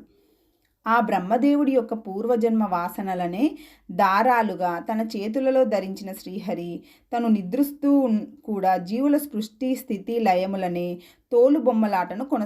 లయములు అనే తోలుబొమ్మలాటలను కొనసాగిస్తున్నాడు. ఈ విధంగా స్వామి నిద్రిస్తూ ఉండగా ఆ పరిసరాల్లో ఉన్న దేవతలు, ఋషులు కూడా స్వామి ఎప్పుడు వస్తాడో, ఎప్పుడు నిద్రిస్తాడో, ఎప్పుడు లేస్తాడో తెలుసుకోవటం ఎంతటి దివ్యజ్ఞాన సంపన్నులకైనా అసాధ్యమేనని ఒకరికొకరు చెప్పుకోసాగారు. ఇలా కృతయుగంలో నిద్రకు ఉపక్రమించిన స్వామి ద్వాపరయుగం చివరకు వస్తుండగా మెల్లగా నిద్రలేచాడు. అది గమనించి ప్రక్కన ఉన్న మహర్షులు, దేవతలు స్వామికి సుప్రభాత సేవలు చేశారు. దేవా, పద్మనేత్ర, పద్మనాభ, దేవతలకు మళ్ళీ సంకటం ఏర్పడింది. నువ్వు మేలుకునే సమయం వచ్చింది. కరుణతో మేలుకో అని వారంతా గానాలు చేశారు. విష్ణుమూర్తి మంద మనోహరంగా కళ్ళు తెరిచేసరికి చుట్టుప్రక్కల ఆవరించిన చీకటంతా అంతరించిపోయింది. ఆయన విలాసంగా లేచి కూర్చొని తన దర్శనానికై వేచి ఉన్న దేవతలను, మహర్షులను అనుగ్రహ దృష్టితో చూస్తూ ఇలా అన్నాడు. ఓ దేవతలారా, మహర్షులారా, మీకేం కష్టం వచ్చింది? ఎవరి వల్ల వచ్చింది? మీకు ఏ వస్తువు కావలసి వచ్చింది? మళ్ళీ రాక్షసుల భయం ఏర్పడిందా? వారి వల్ల మానవ లోకానికి ఉపద్రవం సంభవించిందా? భయపడకండి, నేను మీకోసమే నిద్రలేచాను. చెప్పండి, మీకోసం నేను ఏం చేయాలి అని. విష్ణుమూర్తి యొక్క మాటలు విని దేవతల పక్షాన బ్రహ్మదేవుడు ఇలా ప్రసంగించాడు. దేవదేవా, నువ్వుండగా మాకు భయమేముంది? కృతయుగంలో నువ్వు కాలనేమ్యాది రాక్షస సంహారం చేసినాక స్వర్గలోక భూలోకాలు రెండూ సుఖంగానే ఉన్నాయి. ఆ విధంగా కృత త్రేతాయుగాలు గడిచిపోయాయి. ఇప్పుడు ద్వాపర యుగం కూడా చివరికి వస్తుంది. కాల ప్రవాహంలో మానవుల ప్రవృత్తులు, విశేషించి రాజుల ప్రవృత్తులు ఆందోళనకరంగా మారుతున్నాయి. రాజుల సంఖ్య, యుద్ధవీరుల సంఖ్య పెరిగిపోతుంది. వాళ్ళ ఆగడాలు కూడా కొంచెం కొంచెంగా పెరుగుతున్నాయి. దానివల్ల భూలోకంలో యజ్ఞ యాగాది క్రియలకు లోపం వస్తుంది. దానివల్ల భూమికి భారం పెరుగుతుంది. ధర్మం పూర్తిగా పోయిందని చెప్పలేము, కానీ ధర్మానికి మాత్రం వధ జరుగుతోంది. ఇప్పటి సన్నివేశం కేవలం యుద్ధంతో పరిష్కారం అయ్యేటట్లుగా కనిపించటం లేదు. కొంత సంహారం జరగాలి, కొంత సంస్కారం జరగాలి. కనుక ఇప్పటి పరిస్థితులను గురించి లోతుగా ఆలోచించవలసిన పరిస్థితి ఉంది. అందువలన ఓ ప్రభు, నువ్వు దయతో మేరు శిఖరం మీద ఉన్న ఆలోచనా మండపానికి విచ్చేయవలసిందని ప్రార్థిస్తున్నాను. నువ్వు అంగీకరిస్తే ఈ భూదేవితో కలిసి మేమంతా నీ వెంట వస్తాము. ఇక దేవర చిత్తం అని. ద్వాపర యుగాంత సన్నివేశము. బ్రహ్మదేవుడి విన్నపం విన్న విష్ణుదేవుడు సరే అంటూ నేర్చి నిలబడ్డాడు. స్వామి భావాన్ని గ్రహించిన గరుత్మంతుడు స్వామి ముందు వాలాడు. స్వామి గరుత్మంతుడి మీద కూర్చొని మేరు శిఖరం వైపుకు ప్రయాణం ప్రారంభించాడు. దేవతలు, ఋషులు తమ తమ వాహనాలలో ఆయనను అనుసరించారు. కొద్దిసేపటికి వారంతా మేరు శిఖరం మీది ఆలోచనా మండపానికి చేరారు. ఆ సభా మండపం యొక్క సౌందర్యం లోకోత్తరంగా ఉంది. బ్రహ్మదేవుడి యొక్క సూచనల ప్రకారం దేవతలంతా ఆ సభా మండపంలో తమ తమ స్థానాల్లో ఆసీనులయ్యారు. అందరినీ సముచిత స్థానాల్లో కూర్చోపెట్టేందుకు, వారిని నిశ్శబ్దంగా ఉంచేందుకు బ్రహ్మదేవుడు వాయుదేవుణ్ణి నియోగించాడు. దాంతో వాయుదేవుడు గిరగిరా నలుప్రక్కలా తిరుగుతూ అందరినీ నిశ్శబ్దంగా ఉండేటట్టు చేశాడు. అప్పుడు విష్ణుదేవుడి యొక్క అనుమతితో భూదేవి లేచి నిలబడి దీనంగా ఇలా ప్రసంగించసాగింది. దేవదేవా, శ్రీహరి, నన్నే కాదు సమస్త లోకాలను ధరించి నిలబెట్టి ఉంచేది నువ్వే. ప్రతి యుగంలోనూ నాకు ఏదో ఒక కష్టం వస్తూనే ఉంది. నా భారాన్ని నువ్వు దించుతూనే ఉన్నావు. పూర్వం సృష్టి ఆరంభ కాలంలో బ్రహ్మదేవుడు నన్ను నీటిపై తేలేటట్లు చేశాడు. ఆ సమయంలోనే విష్ణుదేవుడి చెవులలోని గుబీలి మట్టిలో నుంచి 2 రాక్షసాకారాలను బ్రహ్మదేవుడు తయారు చేశాడు. చేసినవాడు ఊరుకోక ఆ మట్టి బొమ్మలకు ప్రాణం పోశాడు. ప్రాణం వచ్చాక ఆ రాక్షసులను బ్రహ్మదేవుడు తన ఒడిలో కూర్చోబెట్టుకొని వారిని ముద్దుగా నిమిరాడు. వారిలో ఒకడు కొంచెం మెత్తగా ఉన్నాడు. వాడికి బ్రహ్మదేవుడు మధువు అని పేరు పెట్టాడు. వారిలో రెండవ వాడు కఠినంగా ఉన్నాడు.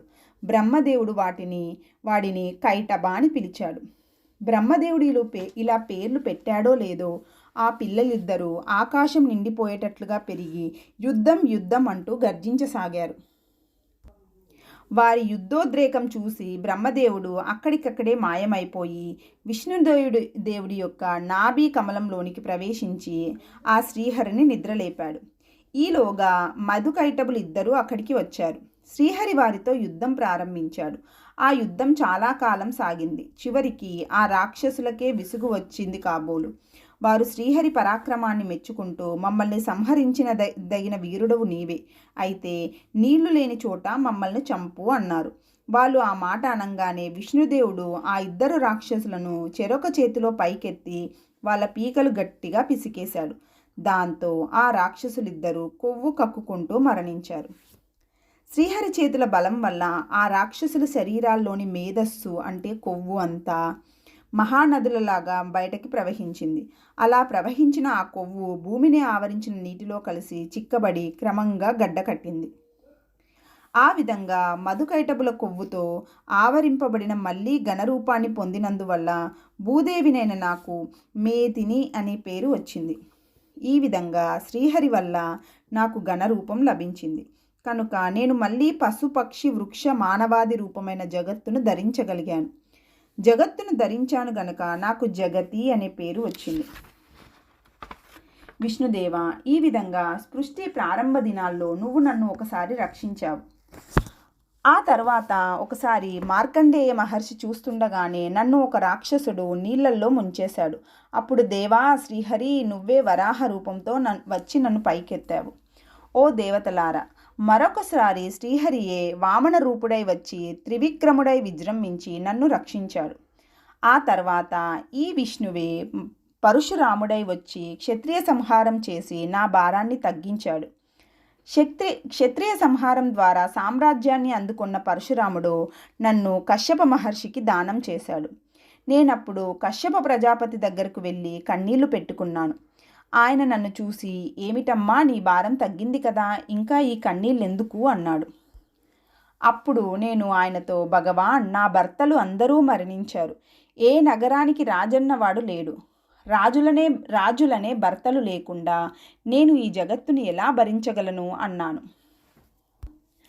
అప్పుడు కశ్యప ప్రజాపతి ఆలోచించి నన్ను వైవస్వత మనుకి దానం చేశాడు.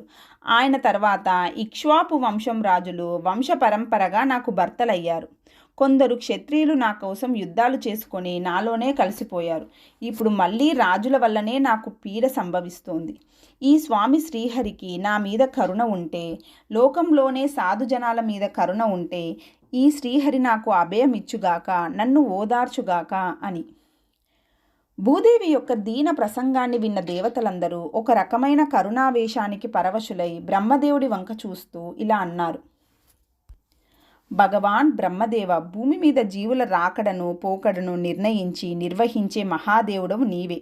ఇప్పుడు ఈ భూదేవికి వచ్చిన కష్టాన్ని నివారించడం కోసం మేము చేయగలిగినది ఏమైనా ఉన్నదా?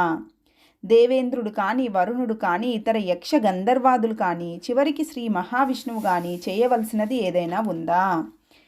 మేము మా అంశలతో భూమి మీదకి అవతరించాలా? ఏం చేయాలో మీరే తేల్చి చెప్పండి అని. దేవతల మాటలు విన్న బ్రహ్మదేవుడు ఇలా అన్నాడు. దేవతా శ్రేష్ఠులారా, మీరు నా ఆలోచనకు అనుగుణంగానే మాట్లాడుతున్నారు. నేను ఈ పరిస్థితిని ముందే ఊహించి భూమి మీద ద్వాపరాంతానికి ఉత్తమ రాజులు అవతరించే విధానం ఒకదాన్ని రూపొందించి ఉంచాను. పూర్వం ఒకసారి నేను మానసపుత్రుడైన కశ్యప ప్రజాపతితో కలిసి ఒకానొక పూర్ణిమ రోజున పశ్చిమ సముద్ర తీరంలో కూర్చొని ఏవో వేద రహస్యాల గురించి చర్చించడం మొదలుపెట్టాను.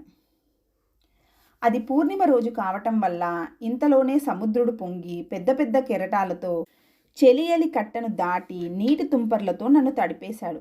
నాకు బాగా కోపం వచ్చింది. శాంతించు అని గట్టిగా గద్దించాను. సముద్రుడు భయపడుతూ దేవతా రూపంతో గంగాదేవితో కలిసి నా ముందు ప్రత్యక్షమై ఏదో చెప్పబోయాడు. కానీ నేను రాబోయే భూభార నిర్మూలన కార్యాన్ని దృష్టిలో ఉంచుకొని ఆ సముద్రదేవుణ్ణి, సముద్రదేవా, పెద్ద రాజులాగా ఆర్భాటమైన వేషంతో నా ముందుకు వచ్చావు కనుక భూమి మీద రాజువై పుట్టి రాజ్యాలు ఏలుకో. నువ్వు కొంత అపరాధం చేసినా నేను శాంతించమనంగానే శాంతించావు కనుక నీకు శంతనుడు అనే పేరు కలుగుతుంది. అంతేగాక నీ ప్రక్కన ఉన్న ఈ గంగాదేవి నీతో పాటే మానవలోకంలో జన్మించి నీకు భార్య అయ్యి నిన్ను సంతోషపెడుతుంది అని శపించాను. సముద్రదేవుడు నా మాటలకు తల్లడిల్లి, బ్రహ్మదేవ, ఇందులో నా తప్పేమి ఉన్నది? పూర్ణిమ నాడు పొంగమని నువ్వే నాకు శాసనం చేశావు. నువ్వు చెప్పిన పని చేస్తే దానికి శపిస్తున్నావు. ఇదిలా ఉండగా ఈ గంగ ఏం తప్పు చేసింది? నేను చేసిన తప్పుకు ఈమెకు కూడా శపిస్తున్నారే. మమ్మల్ని మీరు కరుణించండి, శాపం ఉపసంహరించండి అని వినయంగా విన్నవించాడు. నేను అప్పుడు సాగరుడితో, సముద్రదేవ, భయపడకు. ఈ శాపానికి కూడా ఒక కారణం ఉంది. భారతదేశంలో భరత వంశంలో ఉత్తమ రాజుగా నువ్వు అవతరించి ధర్మస్థాపన చేయవలసి ఉంది. ఆ విషయంలో ఈ గంగ కొంత సహాయం చేస్తుంది. ఎలాగంటే అష్టవసువులు కొన్ని కారణాల వల్ల శాపానికి గురై ప్రస్తుతం నరకలోకంలో నివసిస్తున్నారు. వారు అక్కడి నుంచి భూమి మీద పుట్టవలసి ఉంది. ఆ జీవులకు తల్లిదండ్రులయ్యే సామర్థ్యం నీకు గంగకు మాత్రమే ఉంది. అందువల్ల ఓ సాగర, నువ్వు కొంతకాలం మానవలోక విహారం చేసి మళ్ళీ వెనక్కురా అని చెప్పాను. ఓ దేవతలారా, దేవతాహితం కోసం నేను ఈ పని చేశాను. దేవతా అవతారణ కార్యక్రమానికి అప్పుడే అంకురార్పణ చేశాను. ఆ సాగరుడే శంతను మహారాజే భూమి మీద అవతరించాడు. అష్టావసులు అతని పుత్రులై జన్మించారు. వారిలో 7 త్వరలోనే మరణించి స్వర్గానికి చేరారు. ఎనిమిదవ వసువు మాత్రం గంగాపుత్రుడైన భీష్ముడిగా భూమి మీద ఇంకా జీవించి ఉన్నాడు. శంతన మహారాజు యొక్క పని అక్కడితో అయిపోలేదు. అతనికి 2వ భార్య అయిన సత్యవతి యందు విచిత్ర వీర్యుడు అనే పుత్రుడు పుట్టాడు. అతని పుత్రులైన ధృతరాష్ట్రుడు, పాండురాజు అనేవారు ఇప్పుడు భూమి మీద జీవించి ఉన్నారు. పాండురాజుకి కుంతి, మాద్రి అని 2 భార్యలు ఉన్నారు. వీళ్ళ ద్వారా యముడు, వాయువు, ఇంద్రుడు, అశ్విని దేవతలు భూమి మీదికి అవతరించబోతున్నారు. ధృతరాష్ట్రుడికి గాంధారి అనే భార్య వల్ల కలిపురుషుడి అంశంతో 100 మంది పుత్రులు జన్మించబోతున్నారు. ధృతరాష్ట్ర పుత్రులకు, పాండురాజు పుత్రులకు గొప్ప యుద్ధం జరగబోతోంది. ద్వాపర యుగాంతంలో జరగబోయే ఈ యుద్ధం ద్వారా అనేక మంది రాజులు మరణించబోతున్నారు. విచిత్రం ఏమిటంటే శంకరుడి అంశతో పుట్టిన వీరుడొకడు యుద్ధం పూర్తి అయిపోయిన తర్వాత నిద్రించే క్షత్రియులను కొందరిని సంహరించబోతున్నాడు. ఈ క్రూర కర్మతో ద్వాపర యుగం ముగింపుకు రాబోతుంది. ఆ తర్వాత రాబోయే కలియుగం మరింత భయంకరంగా ఉంటుంది. ఓ దేవతలారా, ఈ విధంగా దేవతా అవతారణ కార్యక్రమాన్ని నేను పూర్వమే ప్రారంభించాను కనుక మీరు దాన్ని కొనసాగించండి. మనందరికీ రక్షకుడైన శ్రీ మహావిష్ణువు సరి అయిన సమయంలో తాను కూడా భూమి మీదకు అవతరించగలడు. ఆయన యదువంశంలో జన్మించబోతున్నాడు. ఈ విధంగా భూభారాన్ని తగ్గించే ప్రక్రియ ప్రారంభమైంది కనుక భూదేవి సంతోషంగా తన స్థానానికి వెళ్ళవచ్చు అని. బ్రహ్మదేవుడు చేసిన ఈ సుదీర్ఘ ఉపన్యాసానికి దేవతలతో పాటు శ్రీ మహావిష్ణువు, భూదేవి కూడా సంతోషించారు. దానితో సభ పూర్తయింది. అందరూ ఎవరి స్థానాలకు వాళ్ళు వెళ్ళారు. నారదుడి తపన. ఎందుకు రాలేదో కానీ నారద మహర్షి ఈ సభకు రాలేదు. సభలో అనుకున్న రీతిగా దేవతలందరూ మాత్రం ఒకరుగా భూమి మీదికి అవతరించడం ప్రారంభించారు.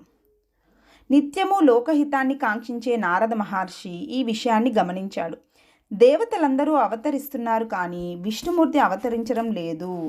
ఆయన అవతరించకపోతే ఎంతమంది దేవతలు అవతరించినా ప్రస్తుతం భూమి మీద నెలకొని ఉన్న రాక్షస బాధ సమస్యను పరిష్కరించలేరు అని నారద మహర్షికి తెలుసు. అందువల్ల మహర్షి లోకహితం కోసం తపనపడి బ్రహ్మలోకంలో జరుగుతున్న ఒకానొక దేవసభలో శ్రీ మహావిష్ణువు కూడా ఉండటం గమనించి తను కూడా అక్కడికి పరుగున వెళ్ళాడు. ఆ సభలో ఒక అవకాశాన్ని తీసుకుని నారద మహర్షి శ్రీ మహావిష్ణువు ఉద్దేశించి సూటిగా ఇలా ప్రసంగించాడు. దేవదేవా, శ్రీ మహావిష్ణు భూలోకంలో నేడు నెలకొని ఉన్న సంకట పరిస్థితులలో దుష్టరాజుల యొక్క సంహారం కోసం దేవతలు అనేక మంది తమ తమ అంశలతో భూలోకంలో అవతరించటం నేను గమనిస్తున్నాను. ఎంతమంది అవతరించినా నరనారాయణులు అక్కడ లేనిదే ఏ ప్రయోజనమూ సిద్ధించదని నా అభిప్రాయం. దేవదేవ, ఈ దేవరహస్యం మీకు తెలియనిది కాదు. మీరు లేకుండా భూభారాన్ని మరొకరు తొలగించటం సాధ్యమయ్యే పనే కాదు. అందుకనే నేను తపన పడుతూ ఈ సభకు పరిగెత్తుకొని వచ్చాను. నా తపనకు కారణమేమిటో చెబుతాను వినండి. పూర్వం కృతయుగంలో తారకామయ అనే మహాసంగ్రామంలో తమరు చాలామంది రాక్షసులను సంహరించారు. వాళ్ళల్లో చాలామంది ఇప్పుడు భూలోకంలో రాజులై జన్మించారు. పూర్వం మధు అనే మహారాక్షసుడు ఉండేవాడు. అతను ఒక మహా అరణ్యంలో నివసిస్తూ ఉండేవాడు. అందువల్ల ఆ వనానికి మధువనం అనే పేరు వచ్చింది. ఆ మధుదానవుడి పుత్రుడే లవణాసురుడు. ఇతడు రాజ్యానికి వచ్చే సమయానికి శ్రీరాముడు రావణ సంహారం పూర్తి చేసి అయోధ్యలో రాజ్యపాలన చేస్తున్నాడు. లవణాసురుడు శ్రీరామచంద్రబాబు దగ్గరికి ఒక దూతను పంపించాడు. ఆ దూత రామసభలో ఇలా ప్రసంగించాడు. రామప్రభు, నువ్వు రాక్షసులను జయించానని విర్రవీగుతున్నావు. తన రాజ్యం సుస్థిరంగా ఉండాలని కోరుకునే రాజు తన శత్రువర్గం మొత్తాన్ని జయించాలి. నువ్వు ఆ పని చేయలేదు. నువ్వు చేసిన పని ఏమి బాగుంది? నువ్వు చేసిన పని ఏం బాగుంది? ఒక్క ఆడదాని కోసం లక్షల మంది రాక్షసులను సంహరించావు. అది కూడా వనవాస వ్రతంలో ఉంటూ ఆ వ్రతాన్ని చెడగొట్టుకొని హింసాకృత్యంలోకి దిగావు.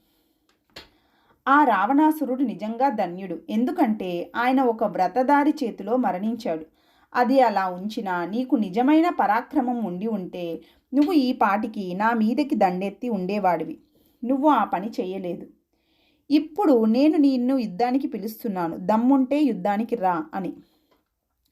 రాక్షస దూత రాజసభలో రాజమర్యాదను అతిక్రమించి మాట్లాడిన రాముడు చలించలేదు. ఆయన ఆ దూతకి ఇలా బదులు చెప్పాడు. ఓ దూత, నా వనవాస వ్రతం చెడిపోతే మీ రాజుకేమి? నా భార్యను రావణాసురుడు అపహరిస్తే మీ రాజుకేమి? నేను రావణాసురుని సంహరిస్తే మీ రాజుకేమి దిగులు? అయినా ఆత్మస్తుతి చేసుకునే వారిని నేను పట్టించుకోను. మీ రాజును సంహరించటానికి నేను అక్కర్లేదు. నా చివరి తమ్ముడు శత్రుఘ్నుడే చాలు. ఇతను నీతో కలిసి మీ రాజ్యానికి వస్తాడు. నీ ఎదుటే మీ రాజును సంహరిస్తాడు అని. ఆ తర్వాత శత్రుఘ్నుడు మధువనానికి వెళ్ళి లవణాసురుడితో ఘోర యుద్ధం చేశాడు. యుద్ధంలో ఒక దశలో లవణాసురుడు నీరసపడి తన చేతిలో ఉన్న శూలాన్ని జార విడుచుకున్నాడు. కానీ ఇంతలోనే తేరుకొని తను దేవతల దగ్గర నుంచి వరంగా పొందిన ఒక అంకుశాన్ని తీసుకొని దాన్ని శత్రుఘ్నుని మెడకు వేసి గట్టిగా లాగాడు. శత్రుఘ్నుడు తప్పించుకోలేకపోయాడు. కానీ అతడు భయపడకుండా లవణుడి దగ్గర దాకా వెళ్ళి తన ఒరలో నుంచి కత్తి తీసి తటాలున లవణాసురుడి తల నరికేశాడు. ఆ విధంగా లవణాసుర సంహారం చేసిన శత్రుఘ్నుడు అక్కడే ఉండి ఆ ప్రదేశాన్ని అభివృద్ధి చేయమని శ్రీరామచంద్ర ప్రభువు ఆజ్ఞాపించాడు. అందువల్ల శత్రుఘ్నుడు ఆ వన ప్రాంతంలో ఒక మహానగరాన్ని నిర్మించాడు. అదే మధురా నగరం. ప్రస్తుత కాలంలో ఆ మధురా నగరాన్ని ఉగ్రసేనుడనే మహారాజు పరిపాలిస్తున్నాడు. ఇతడు యదువంశంలోని భోజశాఖలో జన్మించాడు. దేవదేవ శ్రీహరి, నువ్వు తారకామయ మహాసంగ్రామంలో సంహరించిన కాలనేమి రాక్షసుడు కంసుడనే పేరుతో ఉగ్రసేనుడి పుత్రుడిగా పుట్టి పెరుగుతున్నాడు. వీడి పరాక్రమానికి కానీ వీడి ఆగడాలకు కానీ అంతులేదు. దీనికి తోడు పూర్వం వీడికి మిత్రులై ఉన్న రాక్షసులు అనేక మంది ఇప్పుడు వీడికి మిత్రులుగా జన్మించి వీడి దుష్కృత్యాలను సహాయం చేస్తున్నారు. ఉదాహరణకు అప్పటి హయగ్రీవాసురుడు ఇప్పుడు ఒక గుర్రంగా పుట్టి ఉన్నాడు. కంసుడు ఆ గుర్రానికి కేశి అనే పేరు పెట్టి పెంచుకుంటున్నాడు. చిత్రమేమిటంటే ఈ గుర్రం నరమాంసం కూడా తింటుంది. అప్పటి బలిపుత్రుడైన అరిష్టుడు ఇప్పుడు ఒక మహా వృషభ రూపంగా జన్మించి ఉన్నాడు. వీడు బృందావనంలోని గోవులకు శత్రువుగా మారాడు. అప్పటి లంబాసురుడు ఇప్పుడు ఒక పెద్ద ఏనుగుగా పుట్టి కంసుడికి వాహనంగా ఉన్నాడు. అప్పటి ప్రలంబాసురుడు బాండీరము అనబడే వటవృక్షంగా పుట్టి తన ఊడలతో జనాలను పీక్కు తింటున్నాడు. ఆనాటి కారాసురుడు ధేనుకుడు అనే పేరుతో గాడిద రూపంలో పుట్టి ఇప్పుడు మధురా నగర ప్రాంతంలోనే తాడి చెట్ల వనంలో సంచరిస్తూ ప్రజలను హింసిస్తున్నాడు. ఆనాటి వరాహాసురుడు, కిశోరాసురుడు ఈనాడు చాణురుడు, ముష్టికుడు అనే పేర్లతో మల్లయుద్ధ వీరులాగా జన్మించి కంసుడి పరివారంలో ఉన్నారు. ఆనాటి మయాసురుడు, తారాసురుడు అనేవారు ఈనాడు ప్రాగ్జ్యోతిషపురంలో క్షత్రియ వీరులుగా జన్మించి కంసుడి పుత్రుడైన నరకాసురుడికి సహాయకులుగా ఉన్నారు. కంసుడి మిత్రుడైన నరకాసురుడికి సహాయకులుగా ఉన్నారు. శ్రీహరి, ఇలా రాక్షస అంశలతో అవతరించిన ఈ నీచులంతా నిన్ను అకారణంగా ద్వేషిస్తున్నారు. నీ భక్తులను బాధిస్తున్నారు. ప్రభు, వీళ్ళని నువ్వే సంహరించగలవు కానీ మరెవ్వరి వల్ల కాదు. అందువల్ల ఓ మహాప్రభో, నిన్ను మళ్ళీ మళ్ళీ ప్రార్థిస్తున్నాను. నువ్వు స్వయంగా భూమి మీదికి అవతరించు. అప్పుడే ఈ రాక్షసులకు వినాశనం సంభవిస్తుంది. ఇది నా విన్నపం. ఆ తర్వాత నీ దయ. నారదుడు చేసిన సుదీర్ఘ ప్రసంగాన్ని ఆలకించిన శ్రీహరి మందహాసం చేస్తూ ఇలా సమాధానం చెప్పాడు. నారదా, నీ తపన నాకు తెలుసు. నువ్వు చెప్పిన రాక్షస అవతారణ విషయాలు కూడా నాకు తెలుసు. నువ్వు చెప్పిన వారు కాక మరికొందరు రాక్షసులు కూడా మానవులుగా జన్మించి ఉన్నారు. ఉదాహరణకు ఆనాటి బలి కూతురు ఈనాడు పూతనగా జన్మించి ఉంది. కాళీయుడనే సర్పజాతి రాక్షసుడు గరుత్మంతుడికి భయపడి యమునా నదిలోని నీటి బుడగలో నివాసం చేస్తున్నాడు. జరాసంధుడు అనేవాడు రాజులందరి నెత్తిమీదికి ఎక్కిన మహావీరుడిగా వెలిగిపోతున్నాడు. ఆనాటి బాణాసురుడు ఈనాటు శోణితాపురంలో అదే పేరుతో మానవరాజై కుమారస్వామి వంటి పరాక్రమంతో పేట్రేగిపోతున్నాడు. అతడు 1000 చేతులతో గర్వించి దేవతలకు కూడా లొంగకుండా ఉన్నాడు. నారద, వీరందరి సత్తా ఏమిటో, వారు యుద్ధం చేసే విధానాలేమిటో అవి కూడా నాకు తెలుసు. నారద, భయపడకు. నేను నా యోగ ప్రభావంతో భూలోకంలో అవతరిస్తాను. నా యోగమాయ బలంతో ఆయా రాక్షస వంశాలలో దాగి ఉన్న మాయా విద్యలను నశింపచేసి వారిని సంహరిస్తాను. నారద, ఈ దేవతలంతా భూమి మీదికి నా అనుమతితోనే అవతరిస్తున్నారు.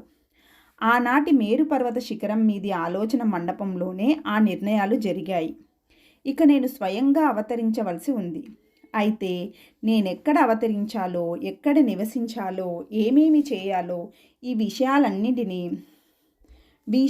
విషయాలన్నిటి మీద బ్రహ్మదేవుడి దగ్గర ఏదో ప్రణాళిక ఉండే ఉంటుంది.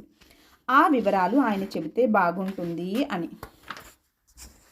విష్ణు నారద సంవాదం వింటూ ఉన్న బ్రహ్మదేవుడు సవినయంగా ఇలా మనవి చేశాడు. హే నారాయణ ప్రభు, నీకు తెలియనిది లేదు. ఎవరెవరు ఏ తపస్సులు చేశారో, ఏ వరాలు పొంది ఉన్నారో ఆ వివరాలు నీకు తెలియనివి కావు. యదు మహారాజు చేసిన తపస్సు వల్ల ఆయన వంశంలో నువ్వు జన్మించవలసి ఉంది. పూర్వం కశ్యప ప్రజాపతికి వరుణుడు పుత్రుడై జన్మించాడు. కశ్యపుడు ఒక యజ్ఞం చేయదలుచుకొని దానిలో విస్తారంగా క్షీరాలను పొందేందుకోసం వరుణుడి దగ్గరికి వెళ్ళి 2 దేవతా గోవులను అరువుగా తీసుకున్నాడు. యజ్ఞం పూర్తి అయ్యాక తిరిగి ఇచ్చేస్తానని వాగ్దానం చేశాడు. యజ్ఞం పూర్తయింది. గోవులను తీసుకెళ్ళి వరుణునికి ఇద్దామని కశ్యపుడు బయలుదేరాడు. కానీ కశ్యపుడి భార్యలైన అదితి, సురభి అనేవాళ్ళు ఆ పనికి అడ్డుపడ్డారు. కశ్యపుడు భార్యల మాటలకు లొంగిపోయాడు. అప్పుడు వరుణుడు నా దగ్గరికి వచ్చి తండ్రి మీద నేరారోపణ చేశాడు. మా నాన్న మాట తెప్పాడు. ఉత్తములైన వారు తప్పు చేస్తే దాన్ని సరిదిద్దవలసిన బాధ్యత మీదే అని గట్టిగా బలవంత పెట్టాడు. నేను ఆ మాటలు విని ఆ గోవులు ఎందుకు జన్మించాయో నాకు తెలుసు కనుక, వాటి భవిష్యత్తు కూడా నాకు తెలుసు కనుక నేను కశ్యప మహర్షికి ఇలా శాపం పెట్టాను. ఓ కశ్యప, నువ్వు భార్యల మాటలకు లొంగి గోవులను అపహరించావు కనుక నువ్వు నీ భార్యలతో సహా భూలోకంలో గోపాలక వంశంలో జన్మించు. అక్కడ గోవుల వ్యాపారంతోనే జీవించు. భూలోకంలో మధురా నగరానికి దగ్గరలో గోవర్ధనగిరి అనే పర్వతం ఉంది. అక్కడ నువ్వు వసుదేవుడనే పేరుతో జన్మించు. అక్కడ గోవుల వ్యాపారము, పాల వ్యాపారము చేస్తూ కంసుడనే రాక్షసుడికి కప్పం కడుతూ జీవించు. నీ భార్యలలో అదితి దేవకి అనే పేరుతోనూ, సురభి రోహిణి అనే పేరుతోనూ జన్మించి మళ్ళీ నీకు భార్యలు అవుతారు అని. దేవదేవ శ్రీహరి, నువ్వు ఆ వసుదేవుడికి పుత్రుడివై జన్మించవలసి ఉంది. నీవు బాల్యదశలో నీ తేజస్సును దాచుకొని గోపాల బాలకుడిలాగానే పెరుగుతూ క్రమక్రమంగా త్రివిక్రమావతారంలో పెరిగినట్లుగా నిన్ను నువ్వే పెంచివేసుకో. ఆ గోపాల స్థితిలోనే వేల కొలది గోపకన్యలకు సంతోషం కలిగించు. మెడలో వనమాలలు ధరించి గోవులను కాచుకుంటూ బృందావన సీమలలో పరుగులు పెట్టే నీ దివ్య మంగళ విగ్రహాన్ని పుణ్యాత్ములు మాత్రమే దర్శించగలరు. అనేక జన్మలలో నీకు భక్తులుగా ఉన్న అనేక మంది మహాత్ములు నీ ఆటపాటలకు సహాయకులుగా అవతరించగలరు. దేవా, అయినా కశ్యపుడు అదితి కాక వేరే ఎవరూ నిన్ను గర్భంలో ధరించగలరు కనుక రాక్షస వధకై నీవిక ఉద్యమించు, నీకు జయమగుగాక అని. ఈ విధంగా బ్రహ్మదేవుడు శ్రీహరి యొక్క భవిష్యత్ ప్రణాళికను వివరించేసరికి ఆ సభలోని వారంతా సంతోషించారు. శ్రీహరి అనుమతితో బ్రహ్మదేవుడు సభను చాలించాడు. సభ పూర్తి కాగానే శ్రీహరి తన నివాసమైన క్షీరసాగరం యొక్క ఉత్తర తీరానికి చేరాడు. హరివంశంలోని హరివంశ పర్వము సమాప్తము.